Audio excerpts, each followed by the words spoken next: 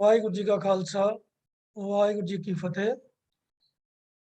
ਅੱਜ ਦੀ ਗੁਰਮਤਿ ਕਲਾਸ ਵਿੱਚ ਹਾਜ਼ਰੀ ਭਰਨ ਵਾਲੇ ਸਾਰੇ ਵੀਰਾਂ ਭੈਣਾਂ ਨੂੰ ਜੀ ਆਇਆਂ ਨੂੰ ਆਖਦੇ ਹਾਂ ਅਤੇ ਸਾਰਿਆਂ ਨੂੰ ਮੂਲ ਨਾਨਕਸ਼ਾਹੀ ਕੈਲੰਡਰ ਦੇ ਮੁਤਾਬਕ ਸਾਹਿਬ ਸ੍ਰੀ ਗੁਰੂ ਗੋਬਿੰਦ ਸਿੰਘ ਪਾਤਸ਼ਾਹ ਜੀ ਦੇ ਪ੍ਰਕਾਸ਼ ਉਤਸਵ ਦੀਆਂ ਬੇਅੰਤ ਵਧਾਈਆਂ।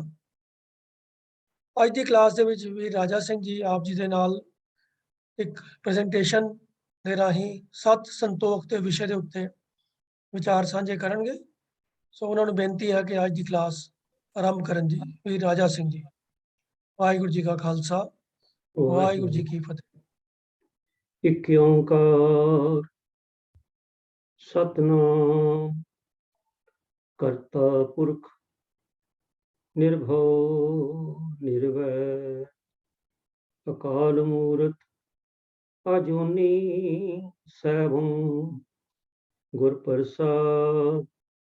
ਵਾਹਿਗੁਰੂ ਵਾਹਿਗੁਰੂ ਵਾਹਿਗੁਰੂ ਵਾਹਿਗੁਰੂ ਵਾਹਿਗੁਰੂ। ਵਾਹਿਗੁਰੂ ਜੀ ਕਾ ਖਾਲਸਾ ਵਾਹਿਗੁਰੂ ਜੀ ਕੀ ਫਤਿਹ। ਸਾਰੀ ਸੰਗਤ ਦਾ ਬਹੁਤ ਬਹੁਤ ਸਵਾਗਤ ਹੈ ਜੀ। ਔਰ ਅੱਜ ਕਲਗੀਧਰ ਪਾਤਸ਼ਾਹ ਜੀ ਦਾ ਪ੍ਰਕਾਸ਼ ਪੁਰਬ ਹੈ। ਸਾਰੀ ਸੰਗਤ ਨੂੰ ਇਸ ਦਿਨ ਦੀਆਂ ਲੱਖ ਲੱਖ ਵਧਾਈਆਂ ਜੀ। तो साध संगत जी, विषय है सत संतोख। तो जिंदगी का जो लक्ष्य है वो गुरबाणी ने सानू दसिया है कि भई प्राप्त मानक देरिया गोबिंद मिलन की ये त्रिपरी, ये जिंदगी का लक्ष्य। तो गल आती है गोबिंद मिलन की, भाव परमात्मा नू वाहिगुरू जी नू मिलन की। ते वाहिगुरू नू मिलना कित्थे है ते मिलन लई जाना कित्थे पैना। ये एक ऐसा विषय है ਜਿਹੜਾ ਜ਼ਮਾਨਾ ਕਦੀਮ ਤੋਂ ਬੜੇ ਬੜੇ ਵੱਡੇ ਰਿਸ਼ੀ ਮੁਨੀ ਵਿਚਾਰਕ ਸਾਧਕ ਜਿਹੜੇ ਨੇ ਉਹ ਇਸ ਵਿਸ਼ੇ ਨੂੰ ਲੈ ਕੇ ਆਪੋ ਆਪਣੇ ਵਿਚਾਰ ਦਿੰਦੇ ਰਹੇ ਔਰ ਸਾਰੀ ਉਮਰ ਉਹ ਆਪੋ ਆਪਣੇ ਹਿਸਾਬ ਦੇ ਨਾਲ ਰੱਬ ਜੀ ਨੂੰ ਲੱਭਦੇ ਰਹੇ। ਪਰ ਗੁਰੂ ਨਾਨਕ ਪਾਤਸ਼ਾਹ ਜੀ ਨੇ ਜਿਹੜਾ ਸਾਨੂੰ ਇਹ ਨਿਰਮਲ ਪੰਥ ਤੇ ਜਿੱਥੇ ਸਾਨੂੰ ਸੱਚੇ ਪਾਤਸ਼ਾਹ ਨੂੰ ਚਲਾਇਆ, ਅਗਵਾਈ ਦਿੱਤੀ ਹੈ, ਉਹਦੇ ਮੁਤਾਬਕ ਤਾਂ ਗੋਬਿੰਦ ਮਿਲਣ ਕੀ ਇਹ ਤੇਰੀ ਬਰੀ ਹੈ। ਜੇ ਤੂੰ ਗੋਬਿੰਦ ਨੂੰ ਮਿਲਣਾ ਹੈ ਤੇ ਗੋਬਿੰਦ ਤੇ ਭਾਈ ਤੇਰੇ ਅੰਦਰ ਹੀ। ਸਭ ਕੁਝ ਘਰ ਮੈਂ ਬਾਹਰ ਨਾਈ, ਬਾਹਰ ਟੋਲੇ ਸੋ ਭਰਮ ਭੁਲਾ। ਤੋ ਗੋਬਿੰਦ ਅੰਦਰ ਹੈ, ਵਾਹਿਗੁਰੂ ਅੰਦਰ ਹੈ। ਤੇ ਉਸ ਵਾਹਿਗੁਰੂ ਨੂੰ ਅੰਦਰ ਤੱਕ ਪਹੁੰਚਣ ਲਈ ਜਾਂ ਉਸ ਵਾਹਿਗੁਰੂ ਨੂੰ ਮਿਲਣ ਲਈ ਜਿਹੜੀ ਤਰਕੀਬ ਚਾਹੀਦੀ ਹੈ ਸਾਧ ਸੰਗਤ ਜੀ, ਉਹਦੇ ਦੋ ਪਹੀਏ ਨੇ, ਇੱਕ ਸਤ ਹੈ, ਇੱਕ ਸੰਤੋਖ। ਇਸ ਕਰਕੇ ਸਤ ਤੇ ਸੰਤੋਖ ਦਾ ਕਿਉਂਕਿ ਵਿਸ਼ਾ ਅੱਜ ਵਾਹਿਗੁਰੂ ਜੀ ਨੂੰ ਮਿਲਣ ਲਈ ਜਿਹੜੀ ਤਰਕੀਬ ਹੈ, ਮੈਂ ਰਿਪੀਟ ਕਰ ਰਿਹਾ, ਉਹਦੇ ਦੋ ਪਹੀਏ ਨੇ, ਭਾਵ ਦੋ ਪਹਿਲੂ ਨੇ, ਦੋ ਸ਼ਰਤਾਂ ਨੇ ਕਿ ਮਨੁੱਖ ਕੋਲ ਸਤ ਤੇ ਸੰਤੋਖ ਚਾਹੀਦਾ। ਕਿਉਂਕਿ ਵਾਹਿਗੁਰੂ ਤਾਂ ਅੰਦਰ ਹੀ ਹੈ, ਬਾਹਰ ਤਾਂ ਹੈ ਨਹੀਂ। ਤੋਂ ਵਿਸ਼ੇ ਨੂੰ ਸ਼ੁਰੂ ਕਰਨ ਤੋਂ ਪਹਿਲਾਂ ਸੰਤ ਸਿੰਘ ਮਸਕੀਨ ਜੀ ਨੇ ਇੱਕ ਕਹਾਣੀ ਸੁਣਾਈ ਹੈ, ਉਹ ਮੈਂ ਤੁਹਾਡੇ ਨਾਲ ਸ਼ੇਅਰ ਕਰਨੀ ਚਾਹੁੰਦਾ। ਤਾਂ ਉਹਨਾਂ ਨੇ ਦੱਸਿਆ ਕਿ ਇਸਲਾਮ ਮਤ ਵਿੱਚ ਇੱਕ ਰਾਬੀਆ ਨਾਮ ਦੀ ਸੂਫੀ ਫਕੀਰ ਹੋਈ ਹੈ, ਜਿਹੜੀ ਕਿ ਰੋਜ਼ਾਨਾ ਸਵੇਰੇ ਸ਼ਾਮ ਜਾਂ ਜਿਹੜੇ ਵੀ ਸਮੇਂ ਉਹਨਾਂ ਦੇ ਫਿਕਸ ਸਨ, ਉੱਥੇ ਉਹ ਆਪਣੇ ਕੁਰਾਨ ਸ਼ਰੀਫ ਦੀ ਤਲਾਵਤ ਕਰਦੀ ਸੀ। ਤੇ ਕਈਆਂ ਨੇ ਹੋਰ ਜਿਵੇਂ ਸੰਗਤਾਂ ਜੁੜਦੀਆਂ ਨੇ ਆ ਕੇ ਜੁੜ ਜਾਣਾ। ਤੇ ਉਹਨਾਂ ਵਿੱਚ ਇੱਕ ਹਸਨ ਨਾਮ ਦਾ ਉਹ ਵੀ ਫਕੀਰ ਸੀ ਜਿਹੜਾ ਉੱਥੇ ਅਕਸਰ ਆਇਆ ਕਰਦਾ ਸੀ। ਉਸ ਹਸਨ ਨੇ ਰਾਬੀਆ ਨੂੰ ਹਮੇਸ਼ਾ ਕਹਿਣਾ, ਰਾਬੀਆ ਤੂੰ ਇੰਨੀ ਉਪਾਸ਼ਕ ਹੈ ਅੱਲਾ ਦੀ, ਪਰ ਤੂੰ ਕਦੀ ਕਿਸੇ ਦਰਗਾਹ ਤੇ ਨਹੀਂ ਜਾਂਦੀ, ਕਿਸੇ ਮਜ਼ਾਰ ਤੇ ਨਹੀਂ ਜਾਂਦੀ, ਤੇ ਜਾਇਆ ਕਰ। ਰਾਬੀਆ ਨੇ ਸੁਣ ਛੱਡੀ। ਕਈ ਵਾਰੀ ਹਸਨ ਨੇ ਕਿਹਾ। ਤੋ ਇੱਕ ਦਿਨ ਐਸਾ ਹੋਇਆ ਕਿ ਸ਼ਾਮ ਦਾ ਸਮਾਂ ਸੀ, ਜਿਸ ਵੇਲੇ ਸ਼ਾਮ ਦੀ ਜਿਵੇਂ ਆਪਾਂ ਸੋਦਰ ਦਾ ਪਾਠ ਕਰਦੇ ਹਾਂ, ਉਹਨਾਂ ਨੇ ਆਪਣਾ ਉਸ ਵੇਲੇ ਦੀ ਜਿਹੜੀ ਨਿਯਮ ਸੀ, ਨਿਤਨੇਮ ਸੀ ਉਹਨਾਂ ਨੇ ਨਿਭਾਉਣਾ ਸੀ। ਤਾਂ ਉਸ ਵੇਲੇ ਕਿਉਂਕਿ ਪੁਰਾਣਿਆਂ ਸਮਿਆਂ ਵਿੱਚ ਸਟਰੀਟ ਲਾਈਟਸ ਤਾਂ ਹੁੰਦੀਆਂ ਨਹੀਂ ਸਨ, ਤਾਂ ਇਹ ਰਿਵਾਜ ਸੀ ਕਿ ਕਸਬਿਆਂ ਦੇ ਵਿੱਚ ਨਾ ਥਾਂ ਤੇ ਮਸ਼ਾਲਾਂ ਰਾਤ ਨੂੰ ਜਗਾਈਆਂ ਜਾਂਦੀਆਂ ਸਨ। ਤਾਂ ਮਸ਼ਾਲਚੀ ਜਿਸ ਵੇਲੇ ਉਹਨੇ ਮਸ਼ਾਲ ਜਗਾਈ ਤਾਂ ਮਸ਼ਾਲ ਜਗ ਰਹੀ ਹੈ ਤੇ ਰਾਬੀਆ ਬਾਹਰ ਆ ਕੇ ਕੁਝ ਲੱਭ ਰਹੀ। ਉਹ ਲੱਭ ਰਹੀ ਹੈ ਰਾਬੀਆ ਤੇ ਉਧਰੋਂ ਹਸਨ ਆ ਗਿਆ। ਉਹਨੇ ਆਖਿਆ, ਰਾਬੀਆ ਕੁਛ ਗਵਾਚ ਗਿਆ, ਮੈਂ ਤੇਰੀ ਮਦਦ ਕਰ ਸਕਦਾ, ਕੀ ਲੱਭ ਰਹੀ? ਰਾਬੀਆ ਨੇ ਕਿਹਾ ਜੀ ਮੇਰੀ ਸੂਈ ਗਵਾਚ ਗਈ ਹੈ, ਮੈਂ ਉਹ ਲੱਭਦਾ। ਉਹ ਕਹਿੰਦੇ ਅੱਛਾ, ਸੂਈ ਕਿੱਥੇ ਕੁ ਡਿੱਗੀ ਹੈ? ਉਹ ਕਹਿੰਦੀ ਸੂਈ ਤਾਂ ਮੇਰੇ ਅੰਦਰ ਡਿੱਗੀ। ਉਹ ਹੱਸਣ ਲੱਗ ਪਿਆ, ਕਹਿੰਦੇ ਕਮਾਲ ਹੈ ਤੂੰ, ਭਈ ਸੂਈ ਅੰਦਰ ਡਿੱਗੀ ਹੈ, ਤੂੰ ਬਾਹਰ ਪਈ ਲੱਭਦੀ ਹੈ, ਜਾ ਅੰਦਰ ਜਾ ਕੇ ਲੱਭ। ਤੇ ਰਾਬੀਆ ਕਹਿੰਦੀ ਵੀ ਕਰਾਂ ਕੀ, ਅੰਦਰ ਹਨੇਰਾ ਹੈ। ਉਹ ਕਹਿੰਦਾ ਕਮਾਲ ਦੀ ਗੱਲ ਹੈ, ਵੀ ਮੈਨੂੰ ਤੇ ਬੜੀ ਅਜੀਬ ਲੱਗਦੀ ਤੇਰੀ ਗੱਲ, ਵੀ ਤੂੰ ਠੀਕ ਠਾਕ ਤੇ ਹੈ, ਬਈ ਸੂਈ ਅੰਦਰ ਗਵਾਚੀ ਹੈ, ਤੂੰ ਬਾਹਰ ਲੱਭਦੀ ਹੈ। ਜੇ ਮੈਂ ਤੈਨੂੰ ਪੁੱਛਿਆ ਤੂੰ ਅੰਦਰ ਲੱਭ, ਤੂੰ ਕਿ ਅੰਦਰ ਹਨੇਰਾ ਹੈ, ਤੇ ਅੰਦਰ ਵਿਸ਼ਾਲ ਜਗਾ ਲੈ, ਚਾਨਣ ਕਰ ਲੈ। ਉਹ ਕਹਿੰਦੀ ਇਹੀ ਤੇ ਗੱਲ ਹੈ, ਸਾਡੇ ਅੰਦਰ ਹਨੇਰਾ ਹੈ, ਅਸੀਂ ਬਾਹਰੋਂ ਲੱਭਦੇ ਹਾਂ। ਹਸਨ, ਤੂੰ ਮੈਨੂੰ ਬੜੀ ਵਾਰੀ ਕਹਿਣਾ ਵੀ ਉੱਥੇ ਜਾ ਉੱਥੇ ਜਾ, ਮੈਂ ਤੈਨੂੰ ਕਹਿੰਦੀ ਸੀ ਨਹੀਂ, ਮੇਰਾ ਤੇ ਅੱਲਾ ਇੱਥੇ ਹੀ ਹੈ, ਮੈਂ ਇੱਥੇ ਹੀ ਮਿਲ ਲੈਣਾ।